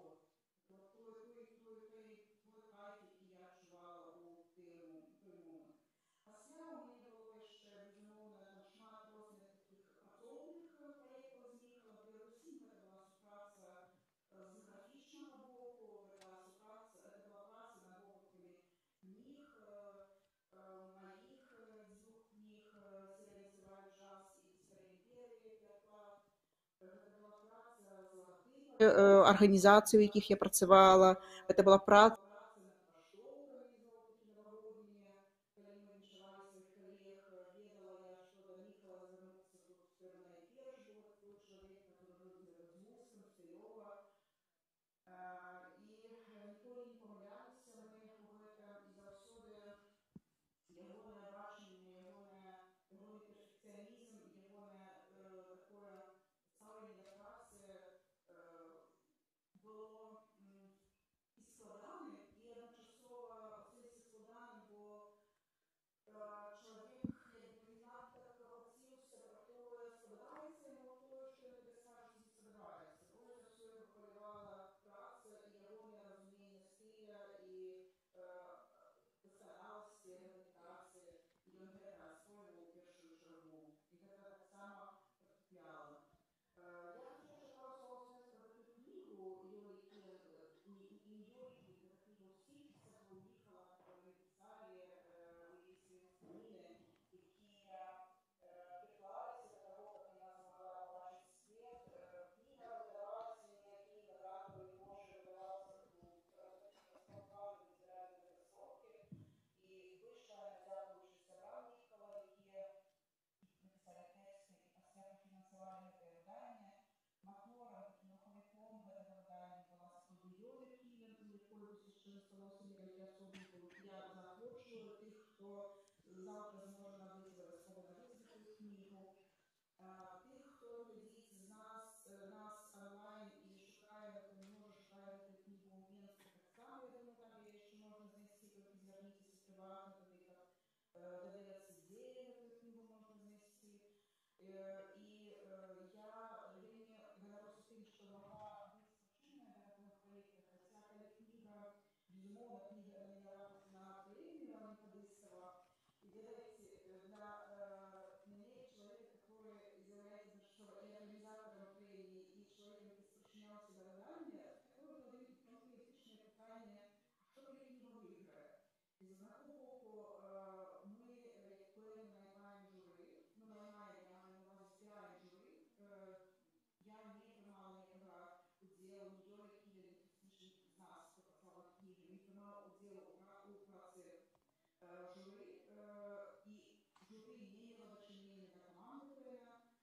і вось з аднаго боку так вот мы затаіўшы дыханне сачылі за вынікамі, за вердыктам журы, што ж яно скажа, бо гэта з аднаго боку ўсім хацелася, канешне, каб выйграла кніга, з іншага боку мы думалі, божа, а што ж гэта пачнецца, зноў скажу, што нейкім сваім даюць і што вот это вот паміж сабой дзеляць усе гэтай прэміі. Страшна я на сёння цешуся, што кніга атрымала прэмію, і тут, безумоўна, важна сказаць, хто аўтар вокладкі, таму што кніга кнігай, праца Ёлі як рухавічкі гэтага праекта, яна тут стрыжань, яна без яе, безумоўна, гэтай кнігі б не адбылося, але аўтарка вокладкі гэта Лена Дашкевіч, гэта ўдава Міхала, якая таксама вельмі шмат высілкаў уклала ў працу над гэтай вокладкай, якая з аднаго боку гэта безумоўна фотаздымак досыць вядомы Міхала, з іншага боку гэта такая вельмі дбайная праца была і вельмі таксама я бы сказала, што праца дызайнеркі яна імкнулася да дасканаласці у тым, каб вось гэты помнік зрабіць.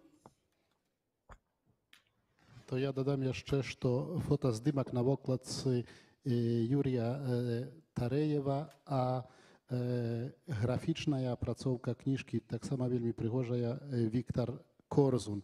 І я хацеў бы яшчэ два фрагменты з гэтай кніжкі прачытаць, каротенькія. Ты згадала пра працу, як з Міхалам працавала. Тут Адам Глобус піша: «Працавалася з Міхалам добра. Ён быў крыху марудны, але вельмі адказны і ніколі не ствараў імітацыйнай мітусні. Для мяне Міхал заўжды быў майстравітым працаўніком, якому можна даручаць самае складанае. Нават напісанне тэкстаў для песні можна даручаць, пра што мы ўжо, дарэчы, гаварылі. А яшчэ пра самога Міхала, той жа Адам Глобус. Мастак Міхала Немпадыстаў ніколі нічым не злоўжываў. Ён быў выхаваны і тактоўны, не любіў моцных напояў накшталт спірту, віскі ці гарэлкі. Праўду ты казаў пра гарбату. У той жа час мог доўга разважаць пра тутэйшыя наліўкі ды віно. Ён нават марыў пра наладжванне выпуску якаснага віна з яблыка, віслеў у нашай вольнай Беларусі. Хацеў распрацаваць этыкеткі да бутэлек з такім віном. Міхал не любіў хамства, пошласці і экстрыму. Далікатнасць і густ уваходзілі ў спіс яго асноўных прыярытэтаў. Сярод Міхалавых каштоўнасцяў яшчэ можна назваць мінімалізм. Ні разу ў жыцці я не чуў, каб ён крычаў ці гучна сварыўся. Стрыманасць і асцярожнасць былі в ягонай натуры, але гэта не замінала Міхалу быць настойлівым, працавітым і паслядоўным. Ігар, ці тут, як ён тут, скажам, журы пераконваў да сваіх рашэнняў, ці так сапраўды было, што спакойна, Зміцер таксама ж прымаў удзел у працы журы, ці даходзіла ў вас тут і да спрэчак, і да... каб ужо вяртацца на гэты панадворак бардаўскай восені, каб трошкі за кулісся вы тут рассакрэцілі нам. Ja miał czas od czasu przyjemność i honor przysutniczać u pracach jury, no nie tak przysutniczać, jak nazierać za nimi. No i rozsekrećwać zrozumiała kulisą nie budu i nie budu mówić, jakie byli spreczki, one już zrozumiała byli.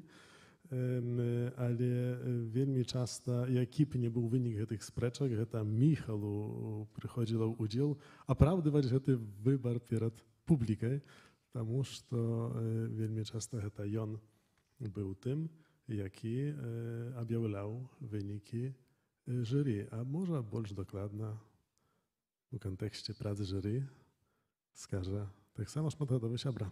Ну, калі мы спрачаліся, то гэта, ну, зноў-такі, это не было так прынцыпова. Я мог заўсёды пайсці ў бліжэйшую краму і набыць, і так я рабіў, Я набываў прыз ад Дмітра Вайтюшкевіча прэмію, і Томашу Сулімі, па-моему, 2 гады запар я уручаў урачыста, як мой выбар, таму досыць дэмакратычна. Але я все роўна лічу, што таму што тут ёсць людзі, якія бралі ўдзел у конкурсе, тая самая наша вядучая прыгожая Катя, і не заўсёды яна нават трапляла на адбор у Бельск. Вось, ну, яна зараз тут у Бельску, я гэтаму вельмі рады.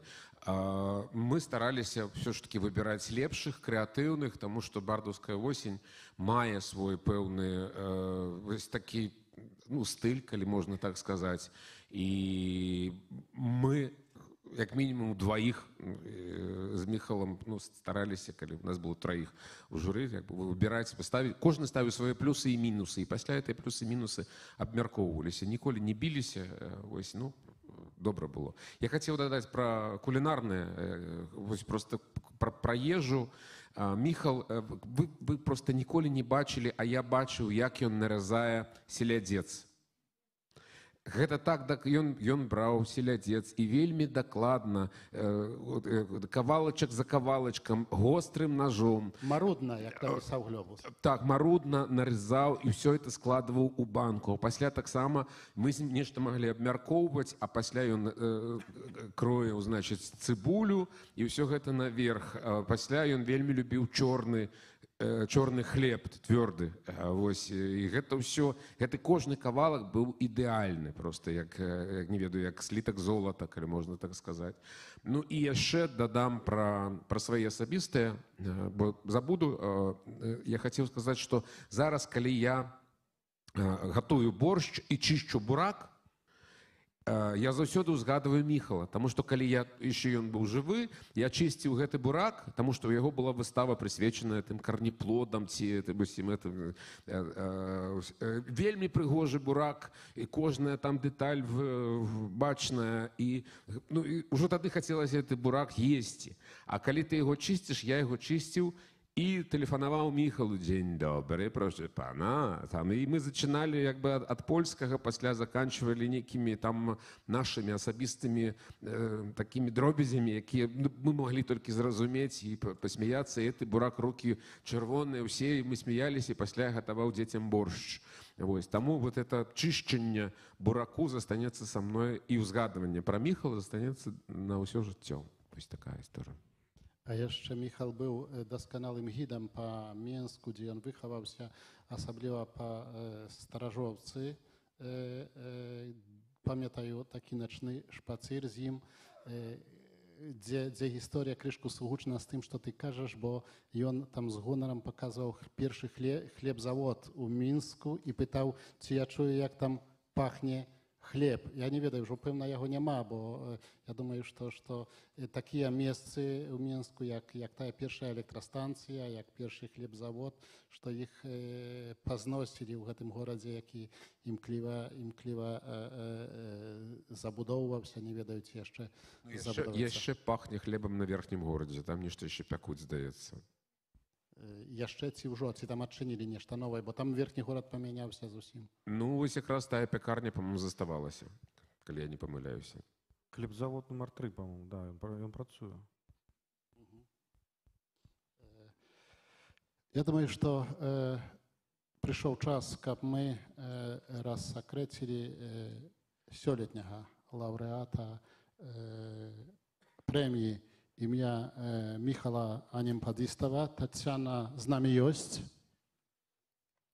Так, але я думаю, што я не гатовая зараз называць імя лаўрэата. Гэта, па-моему, павінна быць асобна.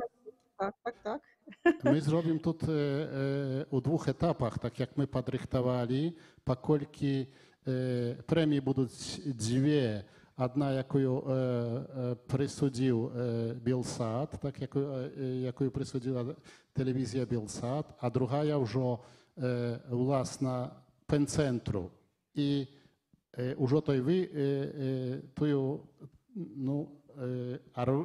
ваші аргументи, то вже ти представиш, добре? Добре. Так що, дякую. Я думаю, що трэба гэта зрабіць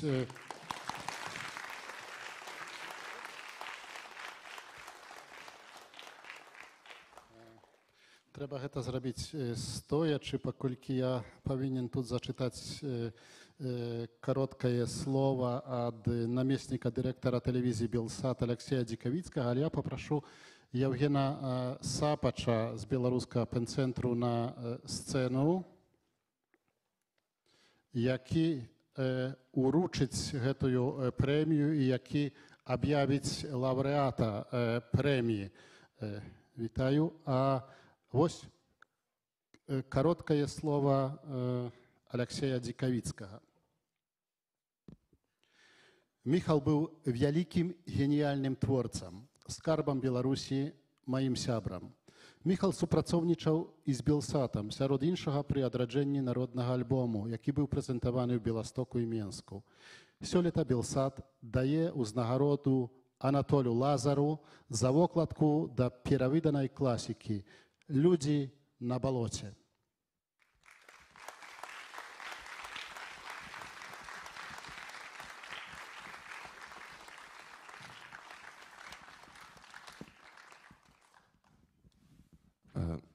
Так, я думаю, что да. Прыз ад Белсату вас знойдзе пазней. Вось. Я думаю, что мы можем крышечку зачитать про прэмію для тых, хто, магчыма, падзабыў ці не вельмі дасканала ведае.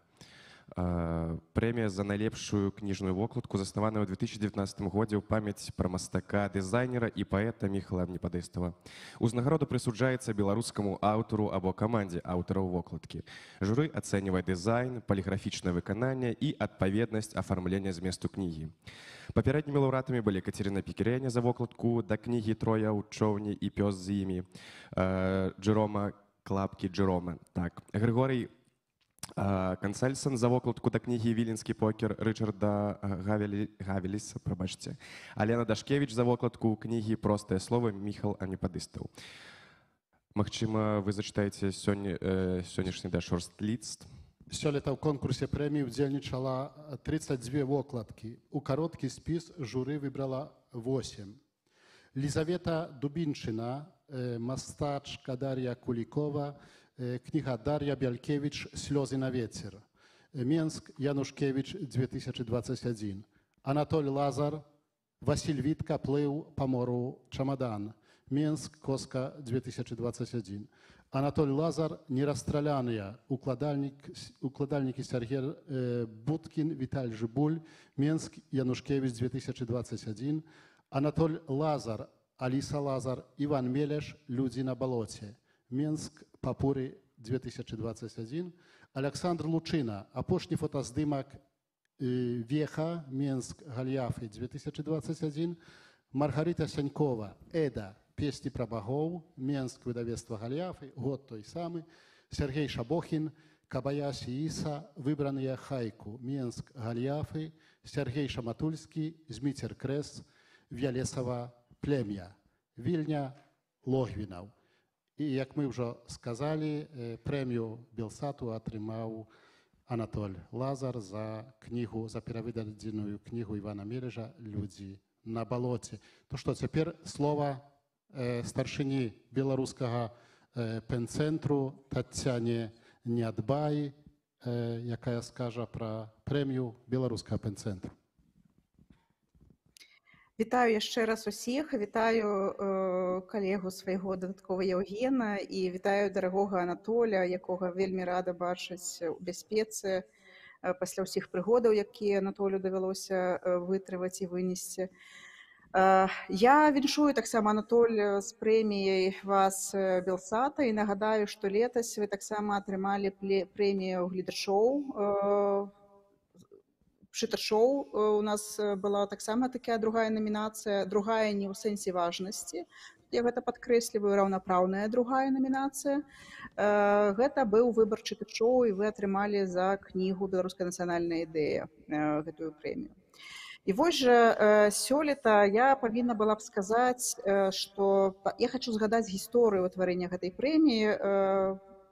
была я ў Вільні, калі мне патэлефанаваў мой калега Павел Ляуфер, які прадстаўляе фонд Open Culture і H&L Group, і сказаў, што яны могуць, гэта быў 19-й год, яшчэ не 20-й год, не год, калі Беларусь зрабілася трендам, сказаў, што яны могуць падтрымаць на пэўную суму беларускі пен і, маўляў, скажыце, на што вам гэтыя грошы могуць быць патрэбныя.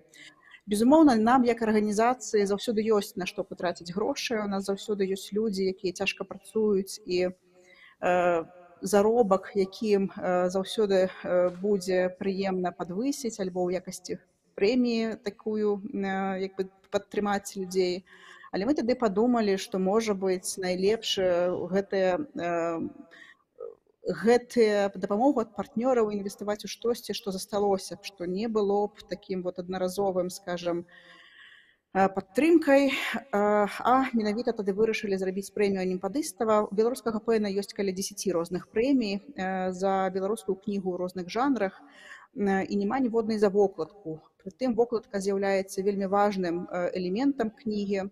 Дызайнеры, якія працуюць над вокладкай, робяць дызайн, гэта ў прынцыпе камерцыйная сфера, а беларуская кніга сёння не з'яўляецца камерцыйна паспяховым прадуктам, альбо іначай скажу, рэдка з'яўляецца камерцыйна паспяховым прадуктам у звязку з адсутнасцю кніжнага рынка і з іншымі рознымі чыннікамі. І ў гэтым сэнсе жаданне аўтара або выдавецтва прыцягнуць дызайнера і мець удалую стылёвую крутую вокладку, гэта, мне падаецца, гэта вартыя асобныя адзнакі жадання, асабліва калі мы і так змагаемся з тым, каб беларуская кніга займала належнае пачэснае месца ёй на паліцах, то вельмі неправільна было б, каб якасная літаратура, якасныя творы губляліся пад невыразнымі вокладкамі або вокладкамі, якія сёння прадукуе ў вялікай колькасці дзяржаўныя выдавецтвы прадукуюць,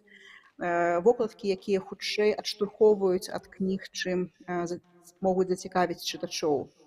І вось Рада беларускага пэна ў 19-м годзе прыняла рашэнне пра тое, каб падкрэсліць важнасць і матываваць такім чынам беларускіх выдаўцоў і аўтараў звяртаць увагу на афармленне кнігі большую, а беларускіх дызайнераў, не толькі беларускіх, спрачыняцца да афармлення кнігі.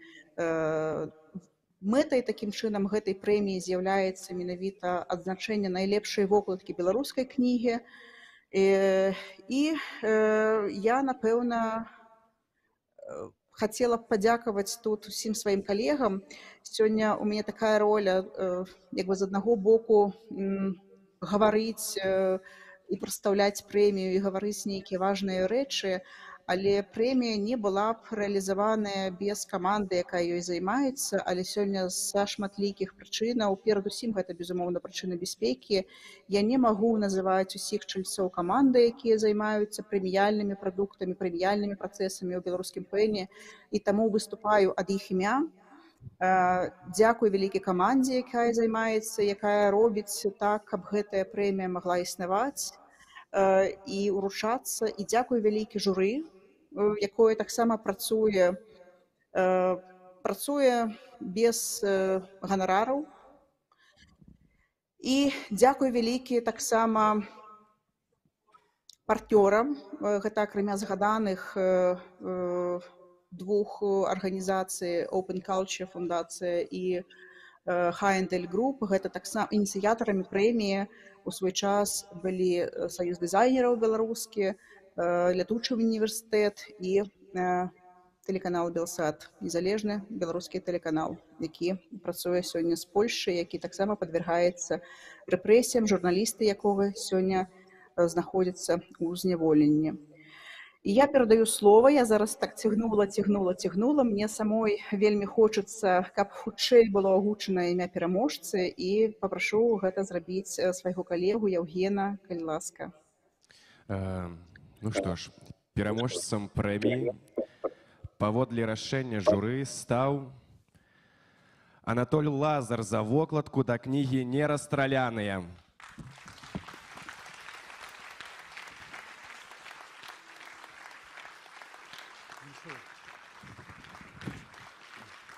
Нерастраляныя гэта, безумоўна, велічэзны і вельмі значны праект, што да беларускай гісторыі і культуры. Гэты том мае быць у бібліятэцы сучаснага культурнага беларуса, а дзякуючы вокладцы, яго прыемна браць у рукі і паважна трымаць на палічцы. Талент дызайнера ў тым, каб візуалізаваць годнасць, трагічнасць і шляхетнасць з месца. Гэта зроблена далікатна і філігранна праз моцную графічную абстракцыю, колер, шрыфт, кампазіцыю. Дасканалы праект у адпаведнасці з вокладкай.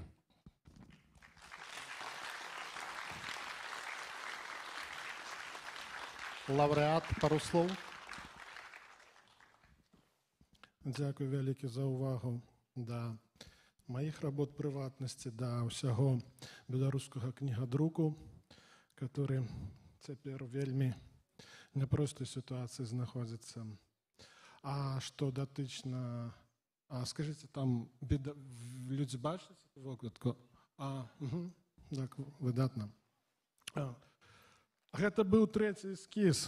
Першы эскіз не падышоў, засеклі мы яго, другі эскіз таксама вырашылі, што гэта не тое. І кіраўнік праекта «Нерастраляныя». Кніга гэта толькі адзін з бакоў гэтага праекту.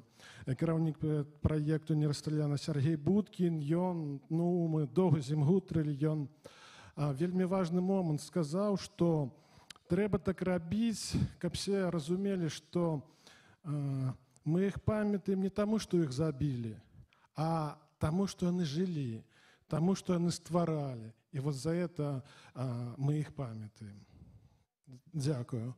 Таксама хацеў бы павітаць яшчэ Андрэя Янушкевіча, кіраўніка выдавецтва, на которым выйшла гэтая кніга. Здаецца, ён зараз там у фае прэзентуе свае новыя цікавыя кнігі.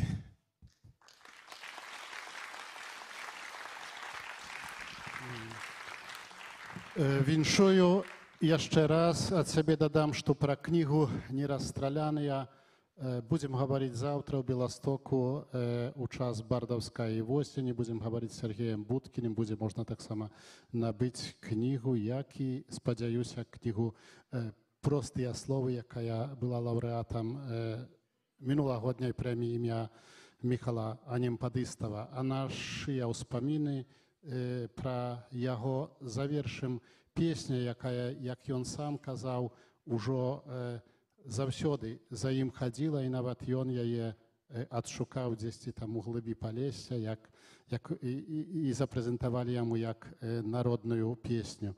Простыя словы з таго ж кракаўскага канцэрта з 1999 года, а затым Кацярына запросіць на далейшую частку вечара. Дзякуй. Czas leci szybko i nam pozostała jedna ostatnia piosenka, która nazywa się Proste Słowy. I słowy jest naprawdę proste. To jest słowy o domie, o chlebie na stole, o ogniu w piecy, o tym, że wszystko będzie dobrze. Dobranoc panienki, dobranoc panowie.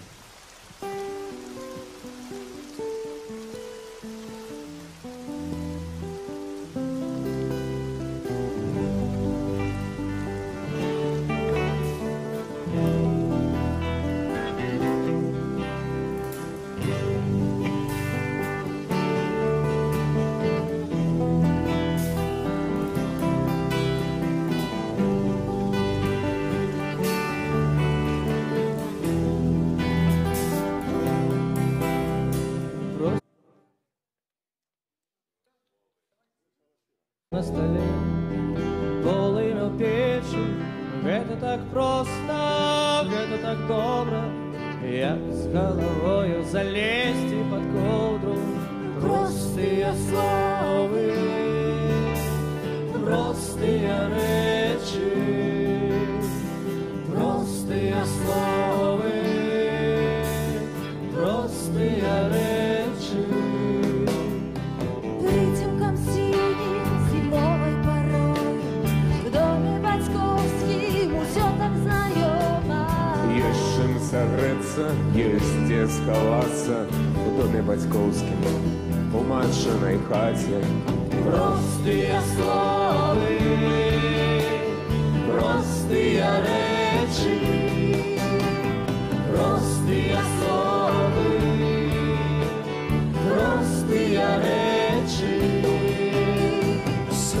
безнадзейна, усё так грунтоўна, што тут дадаць, ну амаль што нічога.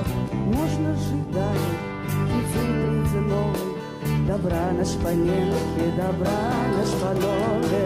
Простыя словы, простыя рэчы, простыя словы, простыя рэчы.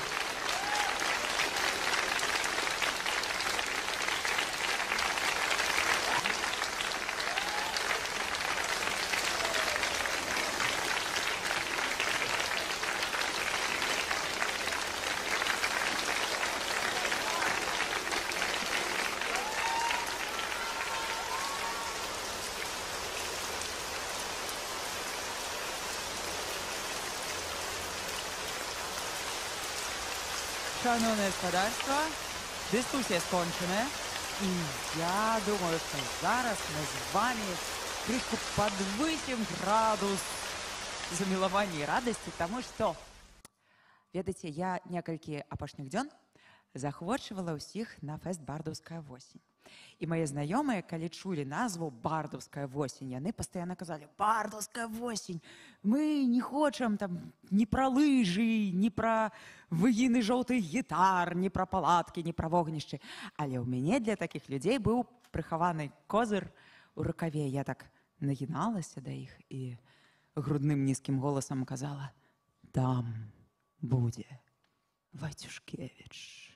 І ўсе адразу з заахвочваннем казалі: «Так, мы прыйдзем на Бардаўскую восень». Я сама памятаю, як калісьці, калі я была, напэўна, студэнтачкай, можа быць, другога курса універсітэта, ішла я аднойчы па вуліцы, мяне спыніла нейкая жанчына, як потым высветлілася рэжысёрка і кліпмейкерка. Яна таксама, як алімпадысту, звярнула ўвагу на валасы мае тагачасныя і сказала: «Девочка, ты не хочаш здымацца ў кліпе?» Я сказала: «Хачу». І вось я нават не запыталася, да каго я пайду здымацца, што гэта будзе за кліп. І памятаю, я прыходжу на здымачную пляцоўку, а там Вацюшкевіч. І я ведаю усе гэтай песні на памяць. У мяне тады яшчэ быў CD-плеер, і ў гэтым CD-плееры была ягоная кружэлка акурат, песні з доўгай шуфляды. І я памятаю, мне было так страшна да яго падысці, што ўжо здымкі скончыліся. І толькі пасля гэтага я неяк так падкульгавіла да яго і так прапішчала там: «А можна аўтограф?» І ён мне на гэтай кружэлцы распісаўся. Я, напэўна, была самай-самай шчаслівай студэнтачкай на той момант. Вось. Я думаю, што вас зараз апануюць прыкладна падобныя эмоцыі, таму што Зміцер Вацюшкевіч — гэта проста тытан, атлант, і больш за тое, ён сёння будзе выступаць не адзін, а ў складзе трыа. Трыа «Усход-захад» оркестра, я б сказала, можна проста «Усход-захад» трыа. Я хачу, каб мы зараз шчыра павіталі удзельнікаў. Константин Гарачы — клавішы, Людмила Крукоўская — кантрабас і, уласна, Зміцер Вацюшкевіч.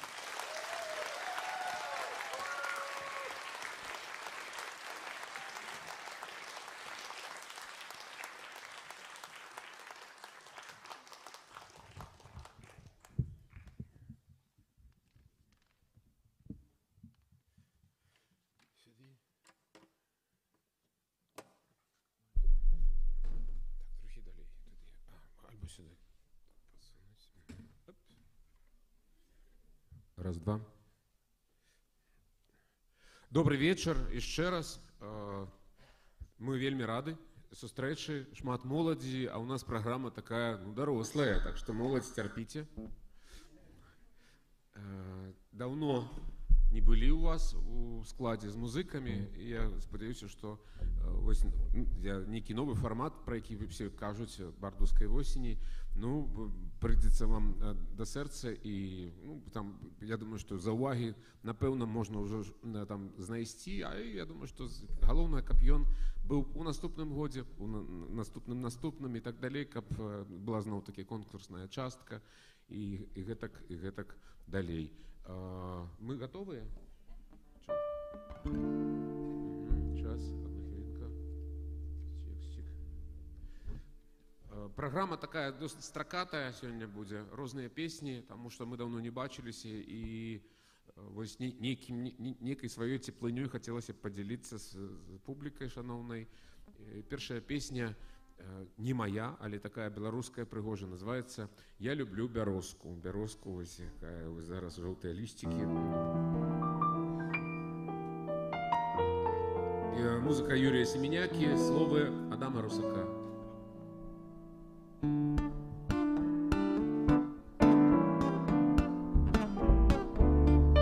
Я люблю бярозку, что пяет с ветрами, думая в затишку, вечерами, что стоит ля саду, ты меня не чакае, як іду дадому, конница летает, опуская косы над моёю стежкой, не быть, дзяўчына, дорить мне усмешку. Я люблю бярозку каля родной хаты, где вечер зорный запеют дзяўчаты.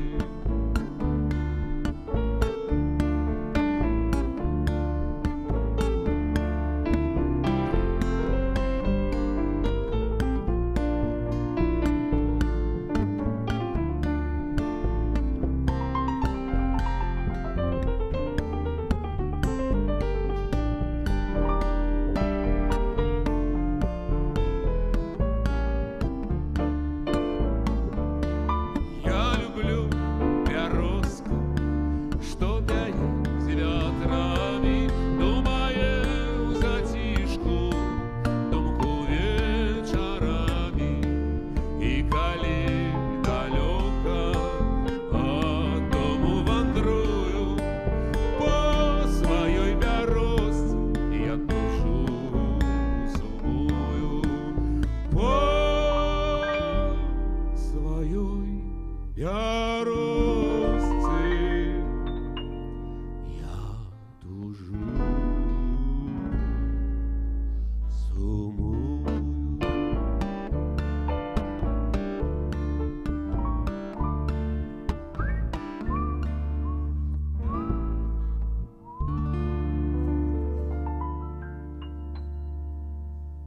Дякую.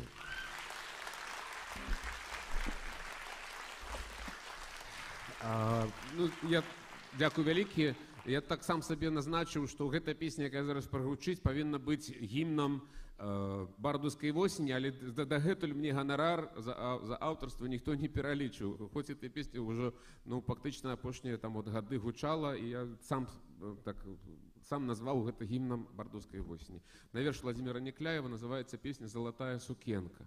Гэта пра бардаўскую восень, пра парк у Бельску, жоўтыя лісця, і ідуць 4 ці некалькі музыкаў з кантрабасам, з аўтобуса, ПКСу, 20 гадоў назад, вось, а 7 раніцы, вось, і па гэтым жоўтых лісцях ідуць і чакаюць, калі іх пакормяць, паселяць у атэль, і гэтак далей. А восень прыгожая. А яшчэ я прыдумаў да гэтай песні такую сваю міні-гісторыю, калі сустрэліся ў нейкім парку, хай это будзе ў Бельску, 20 гадоў назад людзі, якія адзін аднаго не бачылі, і раптам вот чорт іх дзёрнуў ісці па этой сцежцы, яна і ён, якія там пасварыліся 20 гадоў назад, і пасля яна такая паўслепаватая. Глядзіць. Петя! А ён такі, Валя. І вот эта пауза такая вялікая, у іх все жыццё за гэты час прайшло, як яны там цалаваліся в гэтым парку, як хадзілі за ручку, як ім было хораша, і раптам нешта здарылася, і яны проста выпадкова праз 20 гадоў сустрэліся тут у Бельску. Зноў дымком пацягнула на золку, дагараюць у лета масты. Вось і восень прыйшла паштальёнка, што апошні носіць лісты. Закружылася лісце, закружылася лісце, не ўвайсці і не выйсці з той пары залатой.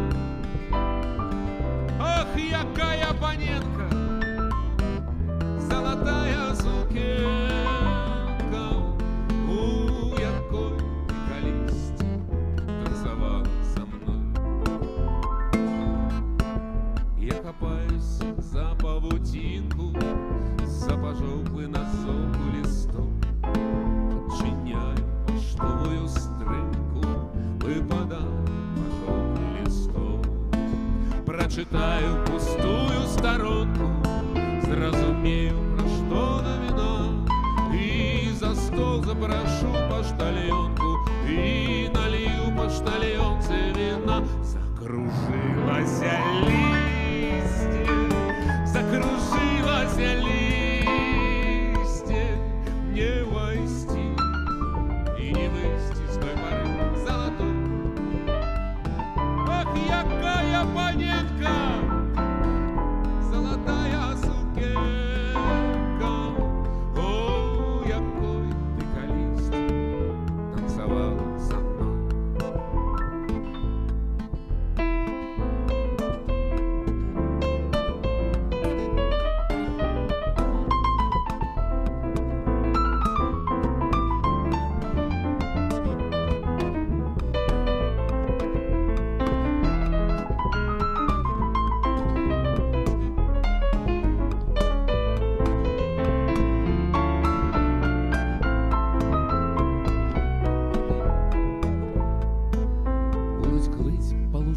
Над садом будзе восень заходзіць у сад, і лісты са свайго лістападу буду слаць я у твой лістапад. Закружылася лісце, закружылася лісце, не ўвайсці і не выйсці з той пары залатой. Ах, якая паненка, золотая сукенка, о, якой ты калість танцевала со мной. Закружилась листья, закружилась листья, не увойсти и не выйсти с той поры золотой. Ах, якая паненка, золотая сукенка, у якой ты калісьці танцевала со мной.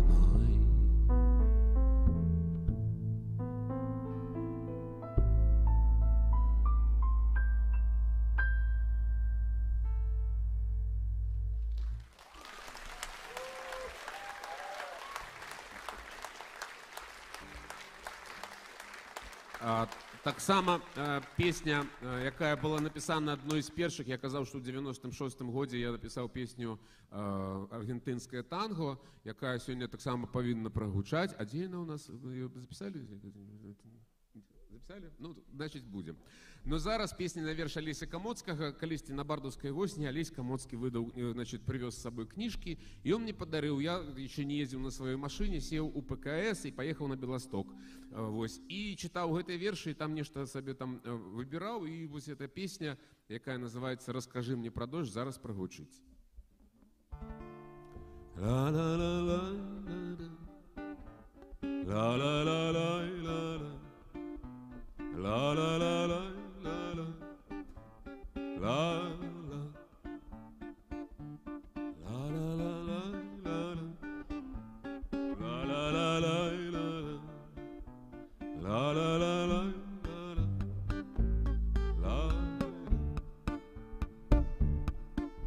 Расскажи мне про дождь, расскажи, кто у небе збирає дожди, что шматденные льють на мою голову, кто у небе збирає дожди. Покажи мне себе, покажи, не чакай, покуль час пробяжи. Слова мовчки отдай, питання здимай, не чакай, покуль час пробяжи. Грешный кавалок неба, бачиш ти на вельот, що тобі завтра треба? Сонячний перельот, раніця і свіжий подих, ті вечоровий змрок. Дай мне руку и пойдем тихо за кроком крок. Затрымай над вачыма руку, каб не зведаць ад сонца пакут. У выглядванні хмар, што абклалі абшар, каб не зведаць ад сонца пакут. І трывай, покуль сіла трывай, а і не глянецца за неба край. І не стихне ў лжы за штуршок да мяжы тое, што нам ніхто не казаў. Грэшны кавалак неба, бачыш ты на вылёт, што табе сёння трэба? Сонечный перелет, раніца і свежий подых, ті вечоровый змрок. Дай мне руку и пойдем тихо за кроком крок. Ла-ла-ла-лай-ла-лай, ла-ла-ла-лай-ла-лай, ла-ла-ла-лай-ла-лай,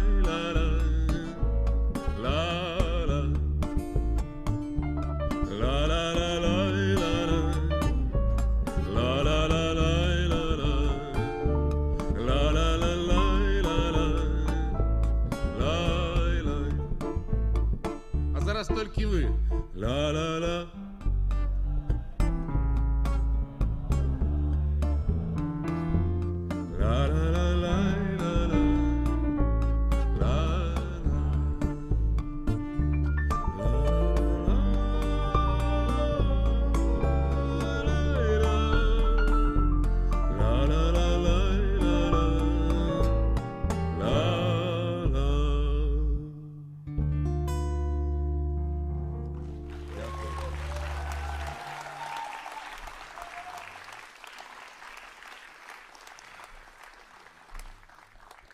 Таксама на верш Владимира Некляева, як бы сёння вечар такіх вальсаў, танго і фокстроту. Паглядзім, ці будзе сёння фокстрот. Яшчэ адзін вальс, называецца «Нашы каханыя» альбо «Будзьма каханымі». Гэта песня пра жаночыя імёны. Мы пастараемся сёння ўзгадаць усіх, а каго не ўзгадаем, то спецыяльная камісія тым ще зойме. Няхай штодня спяваюць песні вам салаўямі юнакі, Яніны, Вольгі, і Алесі, Галіны, Ніны, Зіначкі. Няхай вам летом і зімою на сэрцы будзе сонечна Марыві, Віялеты, Зоі, Раісы, Стасі, Сонечкі. Самыми будьте жаданными, будьте каханными, самыми-самыми. Няхай сплятаются обдымки, нібы вясельные вянки Людмилы, Ксении, Катеринки, Ирины, Вики, Клавоньки. Хай будут кветками расшиты сукенки ваши белые, Марины, Дарьи, Маргариты, принцессы с королевами. Самыми жаданими, будьте коханими, самыми-самыми. Няхай життё нібы на бале вас легко кружить вальсами. Илоны, Евы и Натальи, Святланы, Лены, Валечки. Хай хмелять вас пяшоты словы и прилетают знов жартушками у сад весновый. Надея, вера и любовь.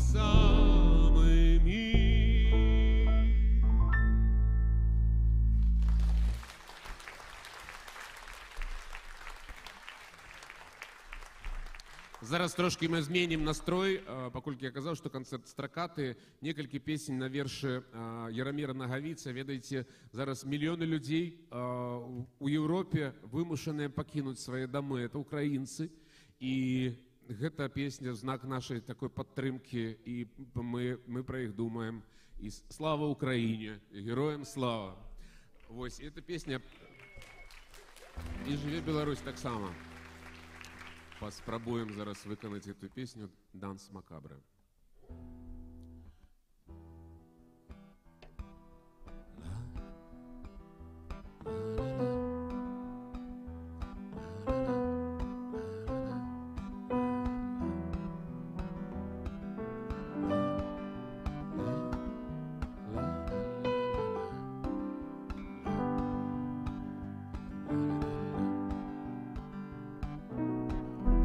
Сердце встали дымом у огни.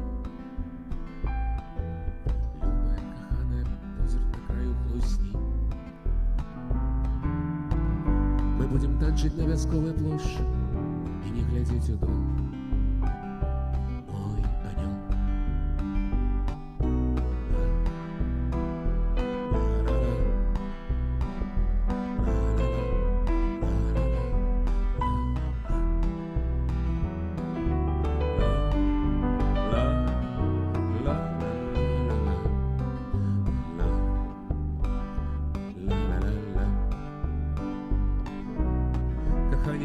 Два бабки одной турмы. И мчатся кони пугаляской, смеемся мы. В червоном аксамите будь, кольки можешь спать. Сегодня нас забьют. Ла-ла-ла.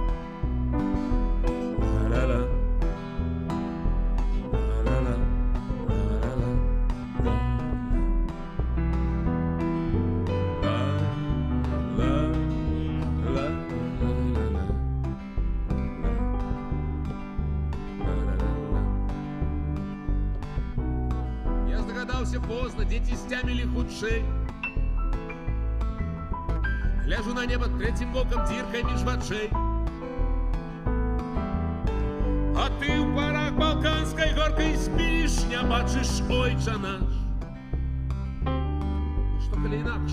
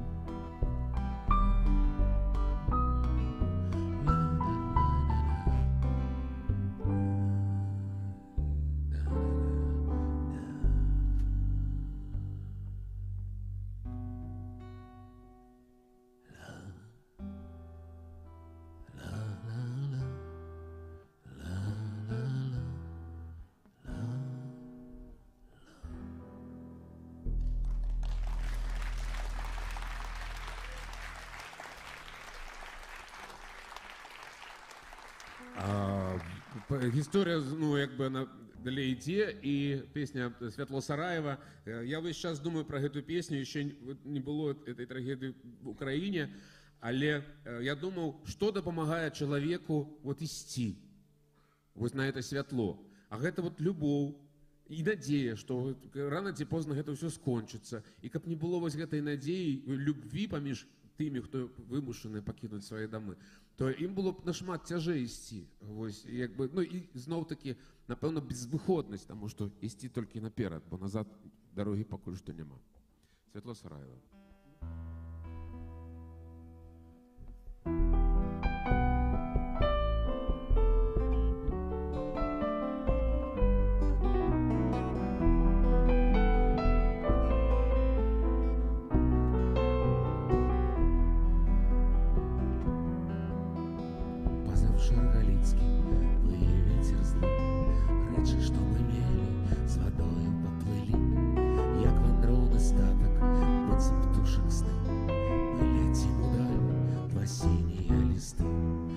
Згараюць дровы, не стыне нутро, але час ісці ўжо спаць. За пагоркам гэны Сараева святло, там завтра будзем шлюб з табою браць.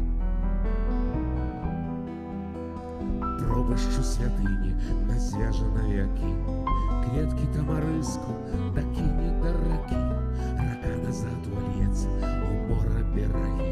Мы двое тут унізе і неба. Згараюць дровы, не стыне нутро, але час ісці ўжо спаць. За пагоркам гэным Сараева святло, там завтра будзем шлюб з табою браць. З нашых пекных сноў пабудую дом, з дуба будзе і белых камянёў. Ведае хай кожны, як цябе любіў, будзе ён навекі стаяць, а мы ў ім. Не згараюць дровы, не стыне нутро, але час ісці ўжо спаць. За пагоркам гэным Сараева святло, там будзем шлюб, моя голубка, браць. Не згараюць дровы, не стыне нутро, але час ісці ўжо спаць. За пагоркам гэным Сараева святло, там будзем шлюб, моя голубка, браць. Зараз вы.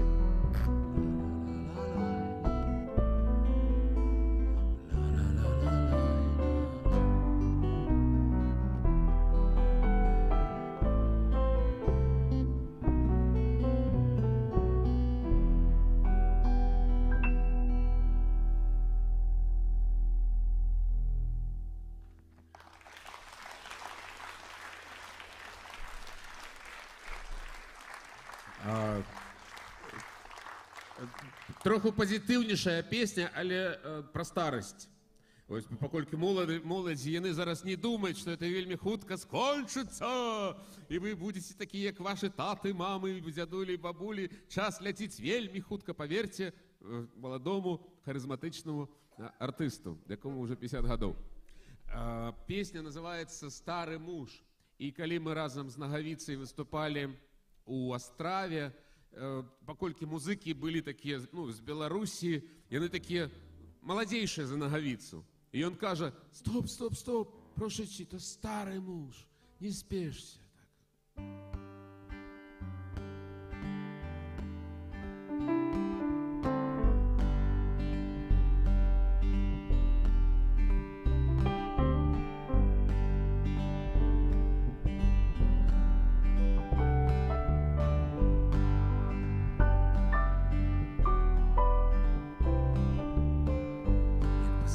Буду добра знацца на старым віне і кніжным пыле. Як пастарэю, буду чхаць на ўсіх старым, акрам зямлю, што нас любілі. Набуду пэнзлі і пергамі на душу, і сяду ля ракі ў чаканні цела ў душ. Той старасветскі муж,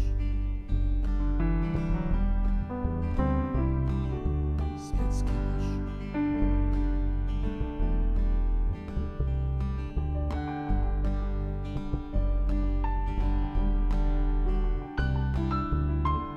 як пастарею, гроші підберу да побіду. Як пастарею, в кав'ярні сяду, як глядач, зірну і не повірю, набуду пензлі і пергамін і туш, і праз окно глядзець мучий гонар туш.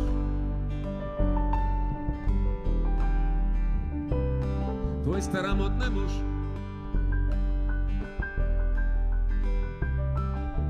модный муж.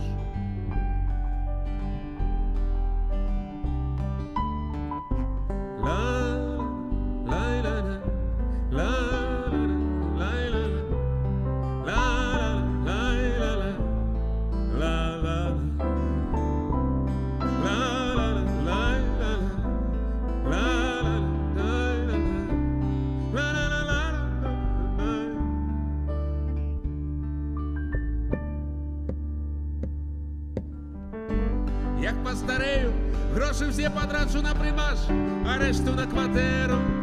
Як постарею, у кав'ярні сяду, як глядач, зірну і не повірю, набуду пензлі і пергамін і душ, і все скажу тобі без слова, а кому ж?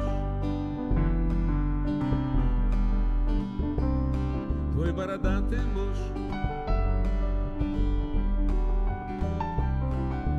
Да, ты муж.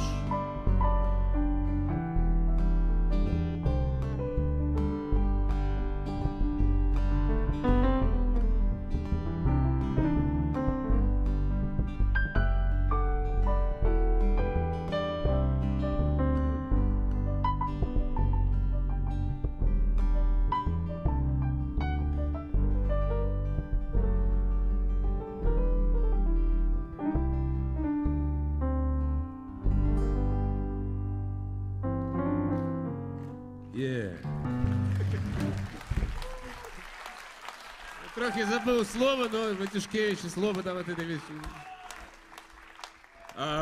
Ну, яшчэ одна песня з рэпертуару Яраміра Нагавіцы ў перакладзе Віталя Воранова, а вось гэту пераклад зрабіў Андрей Хаданович. Дзякуем за это. Песня «Дети». Песня, ну, для моладзі я рассказываю, про смерць. І песня, гэта, герой этой песні, ему цікава, што там, на тым свеце. Ці трэба, што з табою браць? Там, і вось яму цікава, ці зустрэне ён свайго лепшага сябру, з якім за дзеўкай бегалі дурною і працавалі ў шахце. Ці яны там сустрэнуцца, ці ўвогуле як выглядае вот это той свет на тым свеце. Ла-ла, ла-ла-ла-ла-ла, ла-ла-ла-ла-ла. La la la la la la la la la la la la la la la la.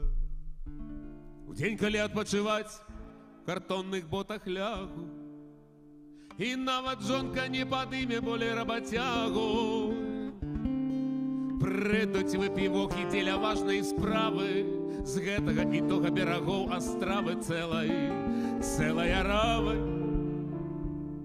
Мило, война и мило, пустить мужика под ковдру могила.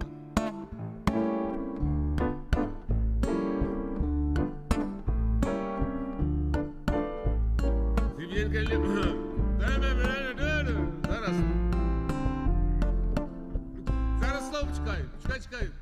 Ці будуть яны рады нашим цигаретам, ці кураць на тым свеце тое, што і на гэтым.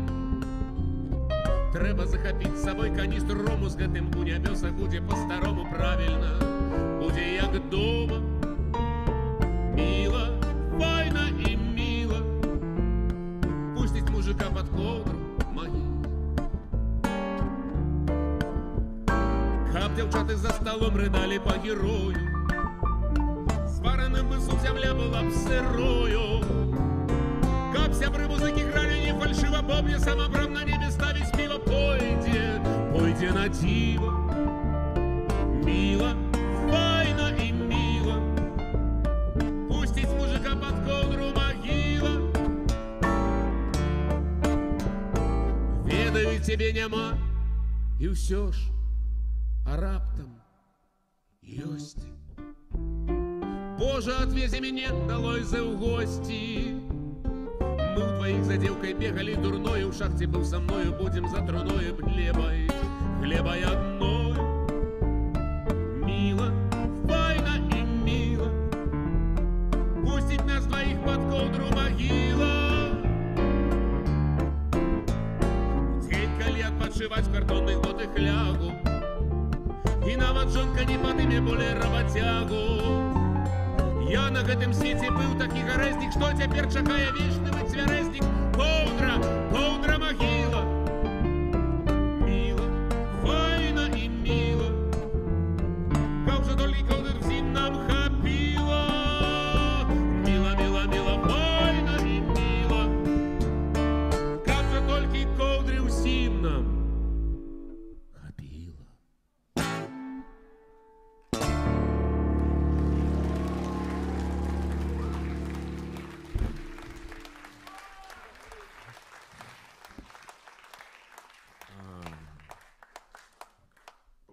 Аргентинское танго коли у нас было? Ну, було, значить, записано, але я собі не позначив, тому я його не бачу. А давайте зараз трохи от в Аргентину з цієї ковдри могили поїдемо, поглянемо, що там творилося.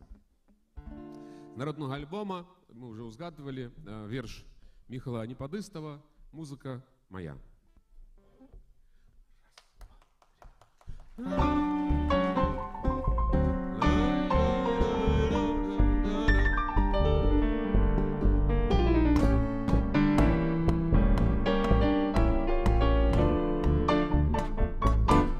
Вечер у клубе проходили танцы, приходили девки, збирались мальцы и танцили мовчки до самого золку. А ранком знов напрацуешь, а там, где дно, мне все одно, ёсць толькі ты, ёсць толькі танго. Твой дотык, як ветер, твой позірк, як студня.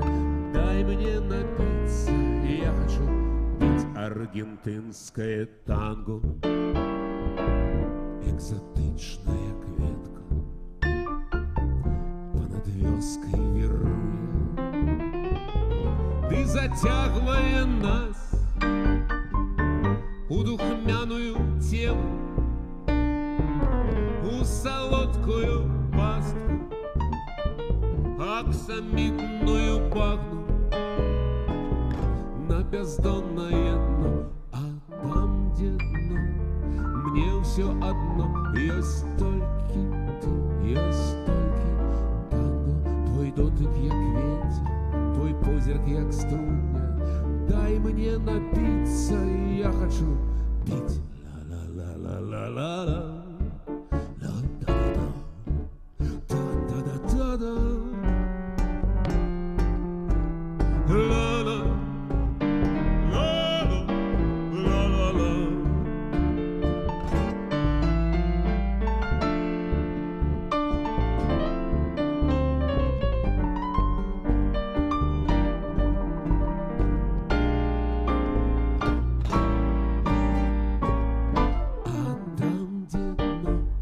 Мне все одно, ёсць толькі ты, ёсць толькі танго. Твой дотык, як ветер, твой позірк, як студня. Дай мне напиться, я хочу пить. А там, где дно, мне все одно, ёсць толькі ты, ёсць толькі танго. Твой дотык, як ветер, твой позірк, як студня. Дай мне напиться, я хочу пить.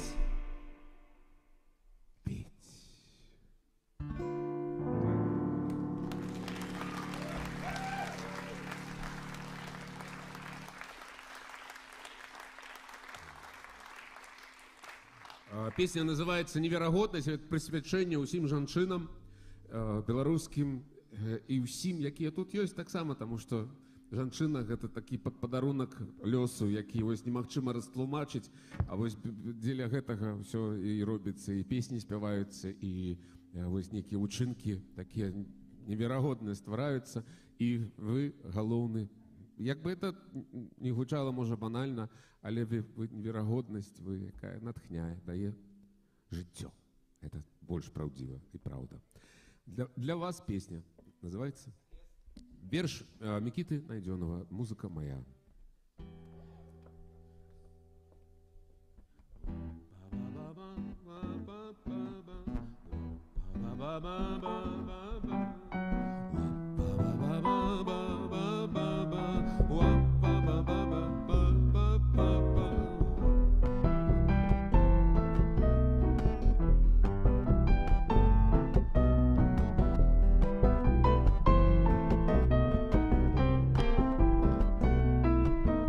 Есть нечто такое у ейных вытоках, высокость натуры и просто высокость, и смелость кразная у рухах и жестах, ибо героинь мастацких сюжетов.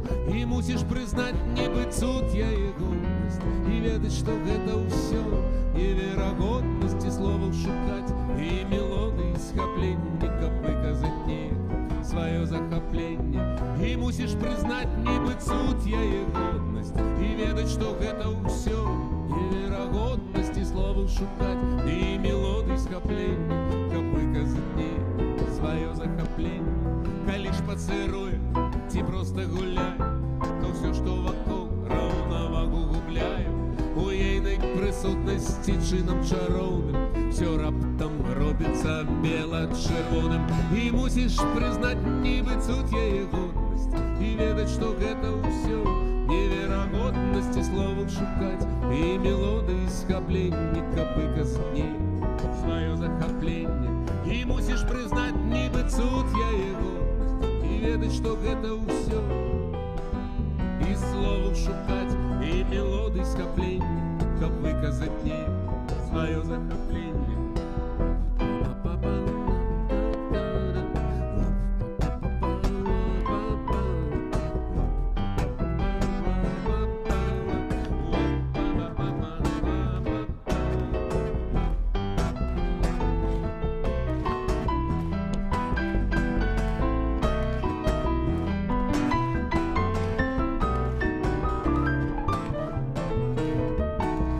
Учинки яе рвуть любые шаблоны, хто взяў палон, сам навечно палоны. І будеш сустрэчы чакаць, як прысуду, і ўзгадваць памаду яе і фрызуру. І мусіш прызнаць нібы цуд яе годнасць, і ведаць, што гэта ўсё неверагоднасць, і словаў шукаць, і мелодыі схапленні, каб выказаць неяк сваё захапленне.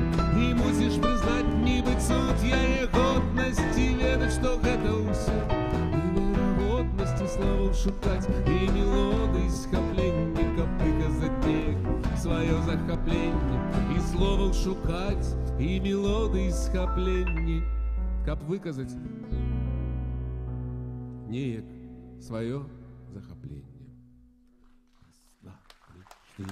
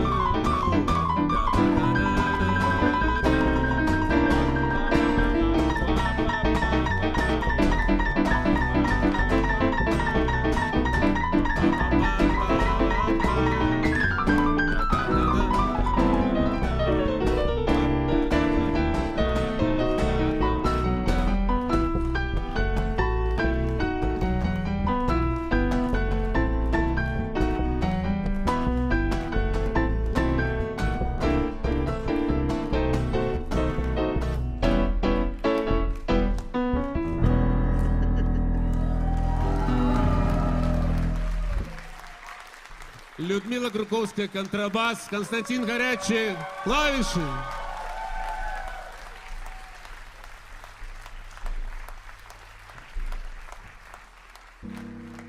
Ну і яшчэ одна ўзгадка бардаўскай восені.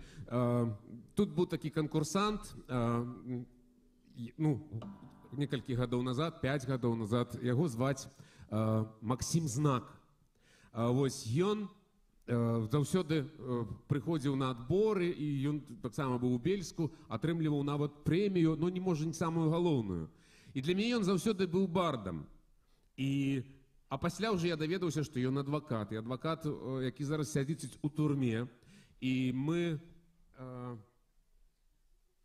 Каб я ведаў, што ён адвакат, дык мы з Міхалам далі б яму гран-пры. Но не далі, як бы нам было важна, каб ён спяваў. І вось ён выдатны чалавек, ён герой. І яшчэ ён піша кніжкі там і піша вершы. І мы вырашылі так у 20-м годзе яго падтрымаць, кожны з музыкаў, нехта спяваў ягоныя песні, а я напісаў на ягоны верш песню, якая называецца «Мора». І зараз мы яе вам выканаем. І толькі хацелася б, каб вы таксама паўдзельнічалі, таму што мы адразу яму пашлем нашу энергію, яму стане так, раптам Бельску згадаўся, чуй ты, я падумаў, зараз што пра Бельск, пра бардаўскую восень, а мы, значыць, яму пасылаем гэту сваю... Такая мелодыя, вы павінны зараз паўтарыць. Не-не-не.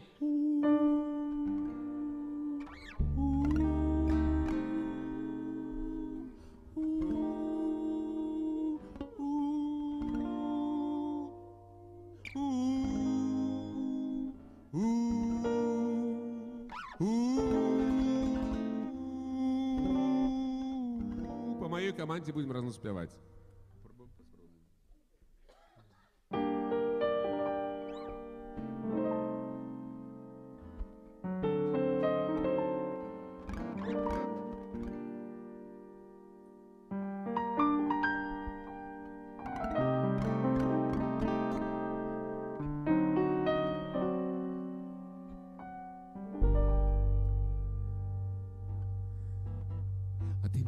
Что море такое соленое, а яно на смак, як інжирне, сочиво, незвичайне і незнаёме.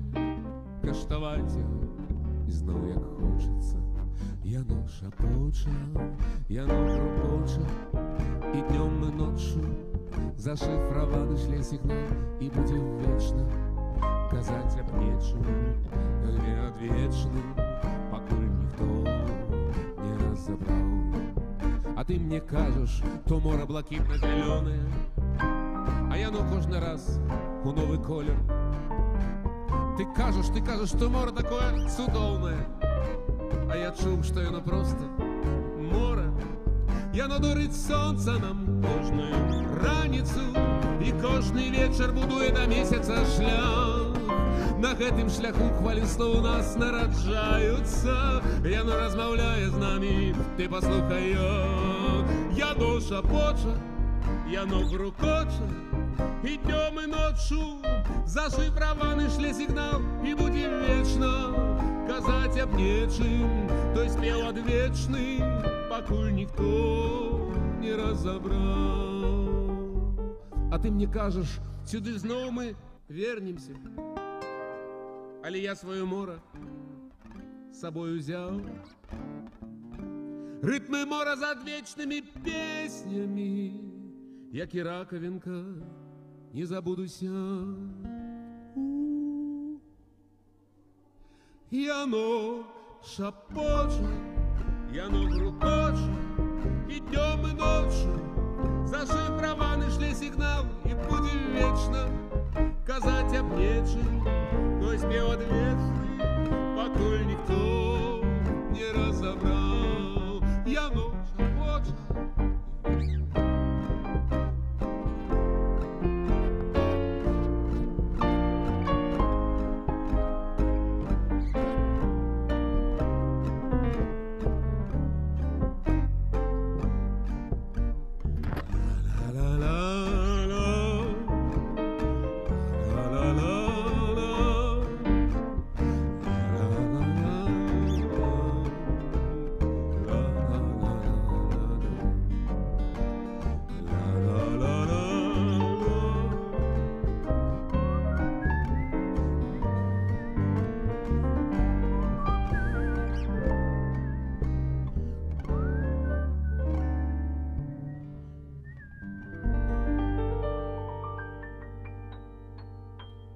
Дякую.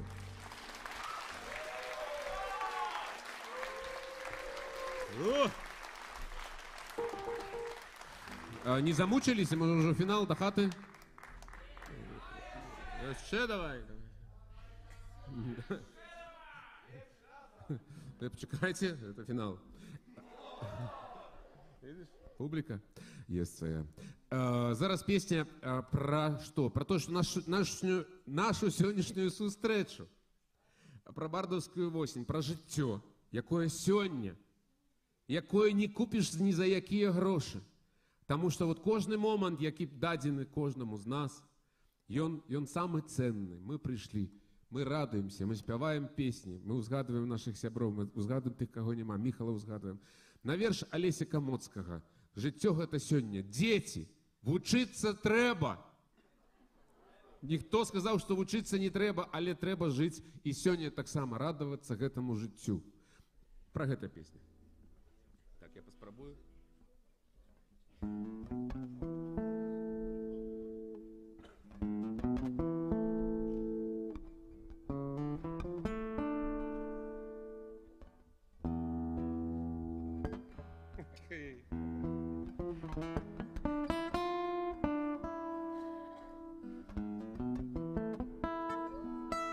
Не забоялся, и вы не бойтесь, если не умеете играть, научитесь.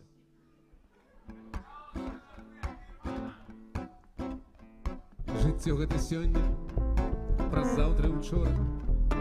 Ми марим ці помні за всякі історії. Життя гэта сёння, як пам'яті у мари, знаходить причину былому, якою мовчить за плечі. Життя гэта сёння, як пам'яті у мари, знаходить причину былому, якою мовчить за плечі. Життя гэта сёння, а будучи день, перед тим, як настане, беззвучно шукає своє оправдання. Життя гэта сьогодні, дивітна юность, п'явучі хвилини, що вже непоправно себе відхилила. Життя гэта сьогодні, дивітна юность, п'явучі хвилини, що вже непоправно себе відхилила. Ла-ла-ла-ла-ла, повторяємо. Ла-ла-ла-ла-ла, ла-ла-ла-ла-ла, ла-ла-ла-ла-ла.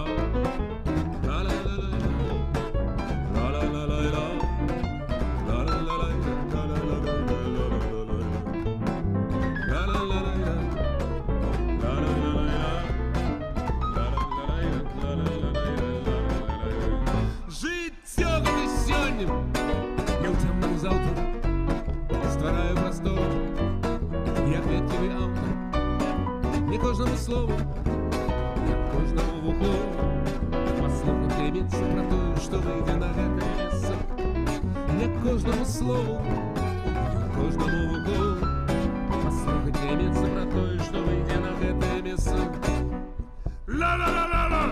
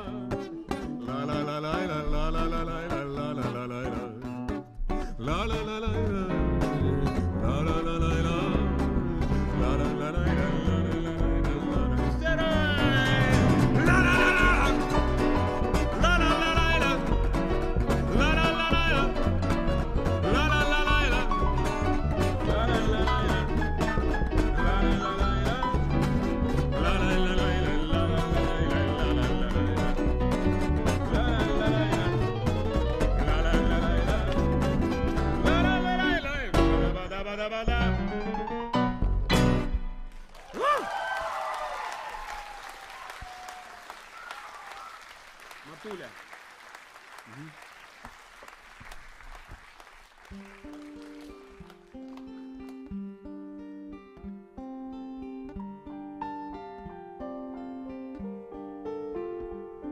Калі шчасце атуць, ці заціхну ў журбе,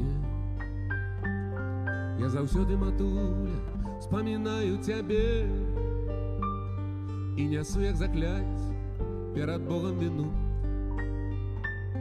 што цябе, моя маці, я пакінуў адно. Ты мне родная самая, по душы, по крыві. Ты жыві, моя мама, доўга-доўга жыві. Ты мне родная самая, по душы, по крыві. Ты жыві, моя мама, доўга-доўга жыві.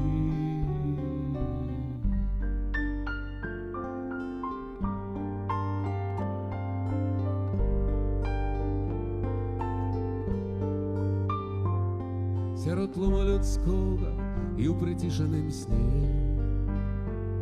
цісне сэрца трывога, як ты там без мяне. Пасля розстані горкай, перажыўшы турму, на бацькоўскім падворку зноў цябе абдыму. Ты мне родная самая, по душы, по крыві. Ты жыві, моя мама, доўга-доўга жыві. Ты мне родная самая, по душы, по крыві. Ты жыві, моя мама, доўга-доўга жыві.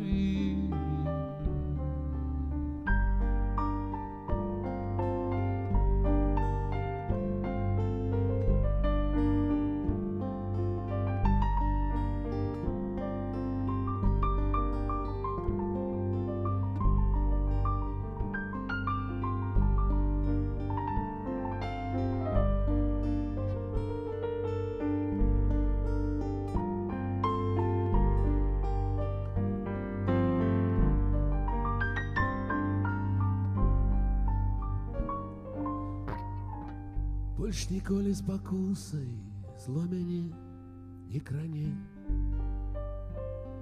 Пред табой павінюсь, як ніколі раней. Ты мне родная самая, по душы, по крыві. Ты жыві, моя мама, доўга-доўга жыві. Ты мне родная самая, по душы, по крыві. Ты жыві, моя мама, доўга-доўга жыві.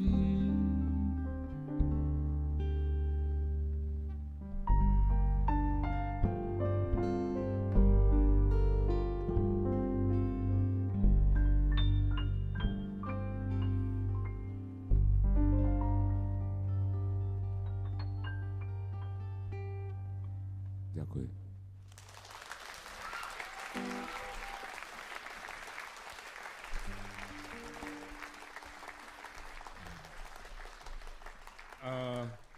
Так часам здараецца, што на святы бывае так, што чалавек адзін.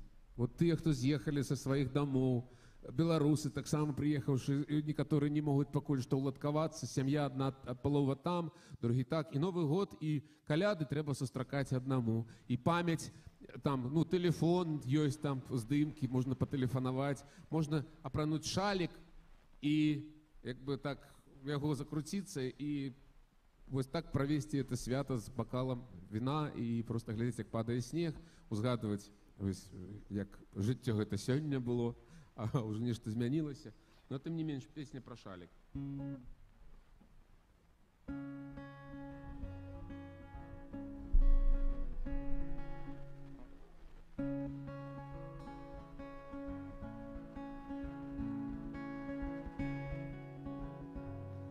Калі мяцеліца ў акне, я наліваю поўны шкалік і ўспамінаю, як ты мне падарыў шалік. Кружыўся зорак карагод, і белы снег кружыў і падаў, што ёсць стары і Новы год, і Божыя каляды. Зазавей, завей, зустрічай розстання, шалік твой мяне грэй, сагравае каханне. І калі як іголкай успамін працінае пад каляднаю ёлкай, я віна наливаю. На ранку свечкі дагараць,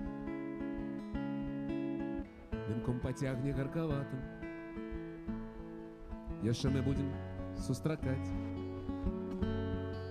яшчэ ўсе не мінулі святы. Няхай цябе са мной няма,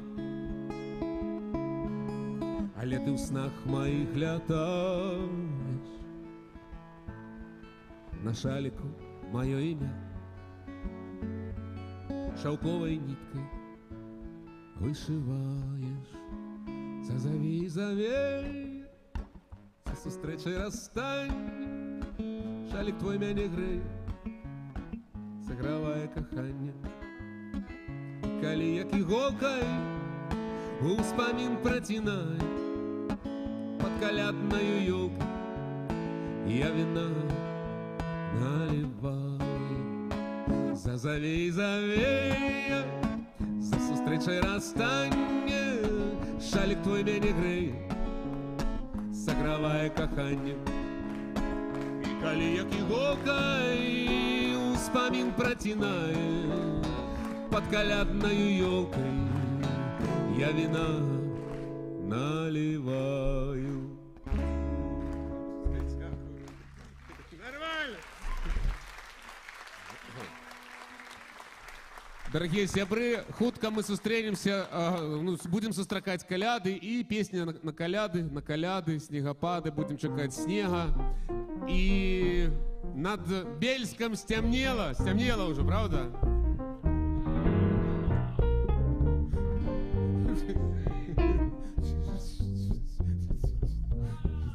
Успокойся, гэта. Ахова! Я зараз зазвоню на поліцію, ваш мене. Поехали. Раз, два,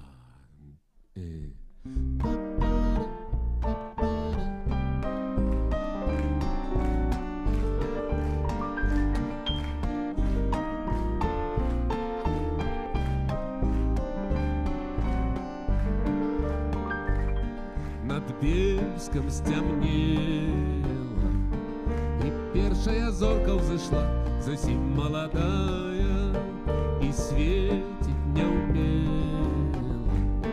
Покуль ты шукала, покуль ты меня не знайшла, над Бельском стемнело, рачулка знямела, под лёдом суцішыўшы бег, завея заспела. Пришли снегопады, покуль ты на ганку змятала з валёначак снег, настали каляды. На каляды снегопады не проехать, падымайся и ляти, як сняжинка, от стяжинки до стяжинки, от ялинки до ялинки у моей обдымки. Звоны зазвенели, Христос усміхнувся з небес, калядная зорка то гасла, то зяла. Ты рады пытала, што гэтакі выпаў нам лёс, які выпаў лёс, не казала.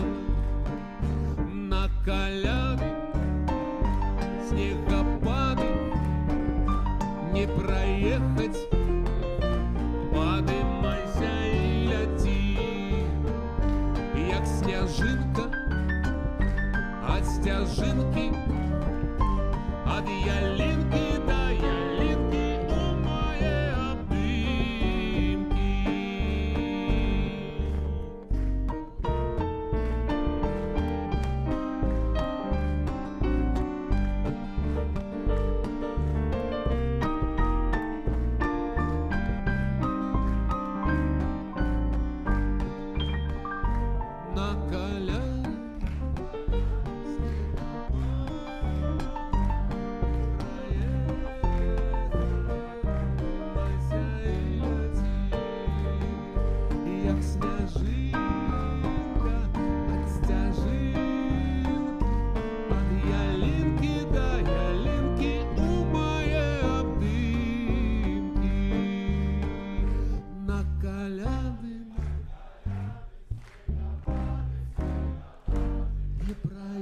пройти, не пройти, поднимайся и лети, як снежинка, снежинка,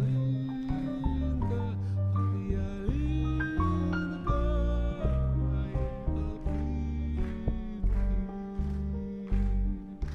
у моей обдымки, у моей обдымки.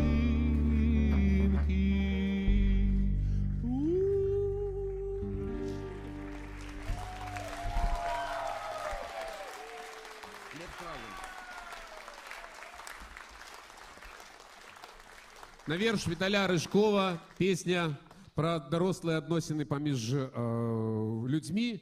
І там такі тэкст, дзеці ўжо ведаюць, і ўжо тут чакаюць менавіта. Все цярпелі дзеля гэтай песні. Там такі тэкст, я хочу, каб дарослыя таксама яго запомнілі. Лепш разам. Тихо, тихо, тихо. Все на відоўні. Лепш разам. Сам насам. Менш казак. Адразу.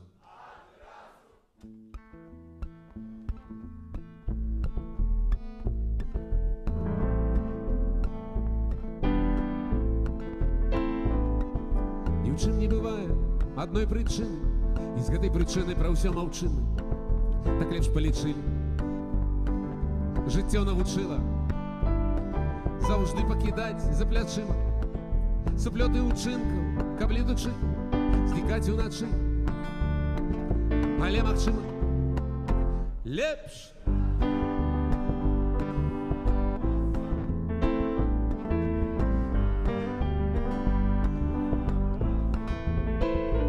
Лепш разам.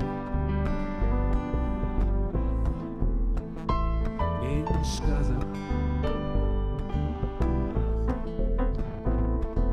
І мы заплыталіся, як навушнікі, і праз гэта ўсё напружань. Моташна і высцішна, ніяк не навучымся расставацца лёгка і прыгожа, і каб усе пераможцы, што тут дапаможа, а можа лепш.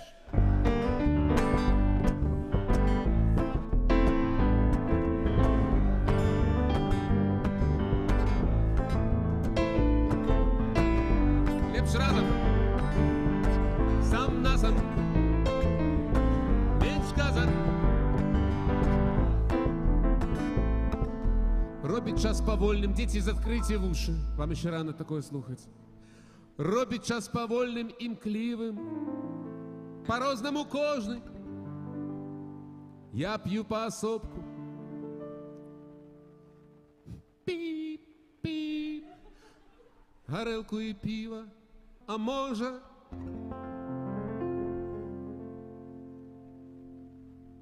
лепш.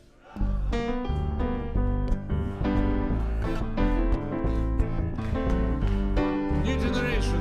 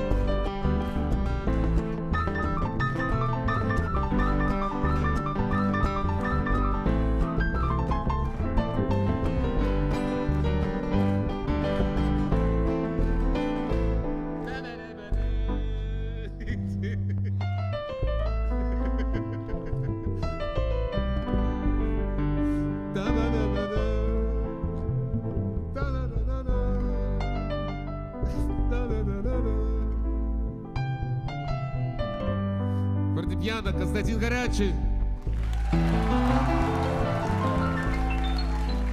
Невероятная Людмила Круковская, контрабас. І я. Дорогі сябри, дякую за увагу. Після концерту, може бути, хто захоче купити диски, я вам підпишу. Хочу вам пожелати здоров'я і багаття. А багаття – це не тільки гроші, хоча вельми важливо, щоб вони були. А багаття – це ваші мари, ваші сподівання, ваші чекання, які і найлепший дом культури на Білосточчині у Бельську. Це так само багаття, це ваше, яке дасть можливість розвиватися вот гэтым молодим, талановитим, пригожим на самом высоком уровне. Поповните мои слова, про 10 годов у Варшаве будут вот эти такие сапраўдные люди показывать, что я с Бельску, я с Гайновки, и там с околицу. Дякую великий, бывайте здоровы, живите богато. С вами был Змитер Войтюшкевич и сябры Константин и Людмила. Бывайте здоровы, живите богато, а мы уже ж поедем до дому, до хаты. Зеленой дуброве мы ночевать будем, и вашей ласки вовек не забудем. У вашей Господи широкое поле, якай же на счастье цвіте ваша доля. На речках на ваших параллели, каб воды, каб плавали с криком гусей каравоны, каб жито у поля трубою велось, каб сало у хате углами вялося, что день у капусти, каб плавала шкварка, да юркали треба лялася.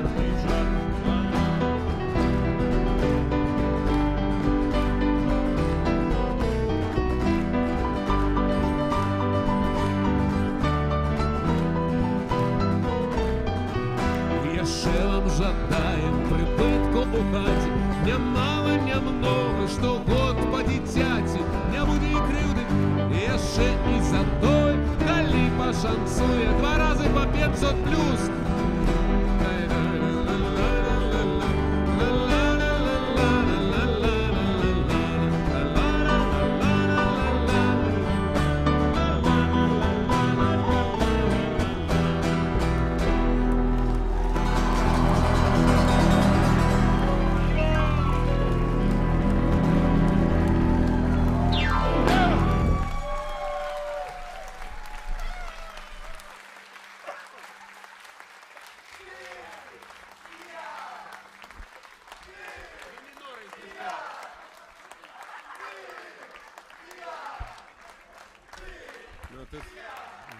Я тут и разумею, что мы эту песню не рихтовали разом, но ми минор там 3 аккорда, ты и я.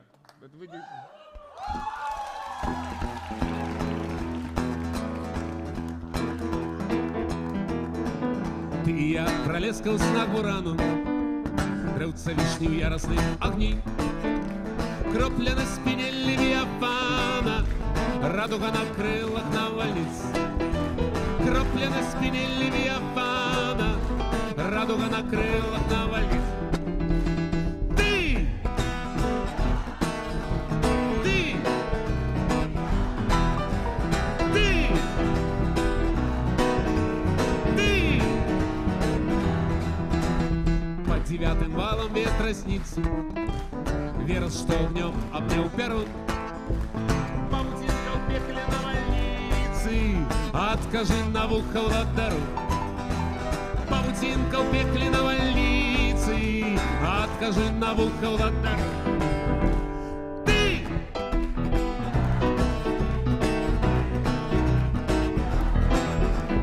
Ты! Ты! Як не здужить ураганный ветер, вечный мой затятый страшный бой, як мне моцному прожить на свете без тебе, Танютка, и слабой. Як мне моцному прожить на свете без тебе, Танютка, и слабой.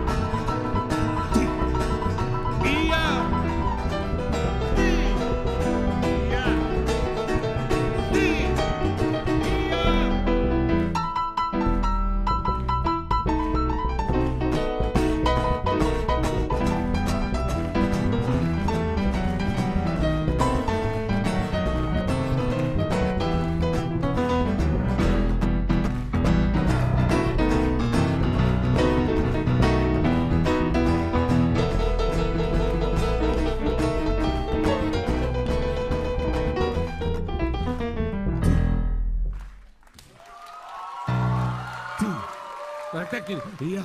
Так нельзя. Пальцем не нельзя показывать, только рукой. Культурно рукой, а то пальцем нельзя так показывать. Ты и я. Ты и я. Ты и я. Ты и я. Ты.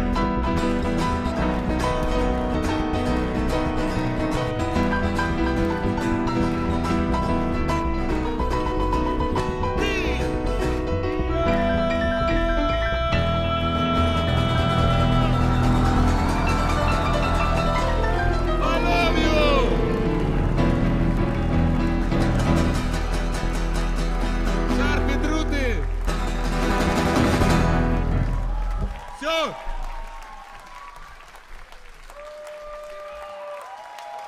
Послезавтра в городку.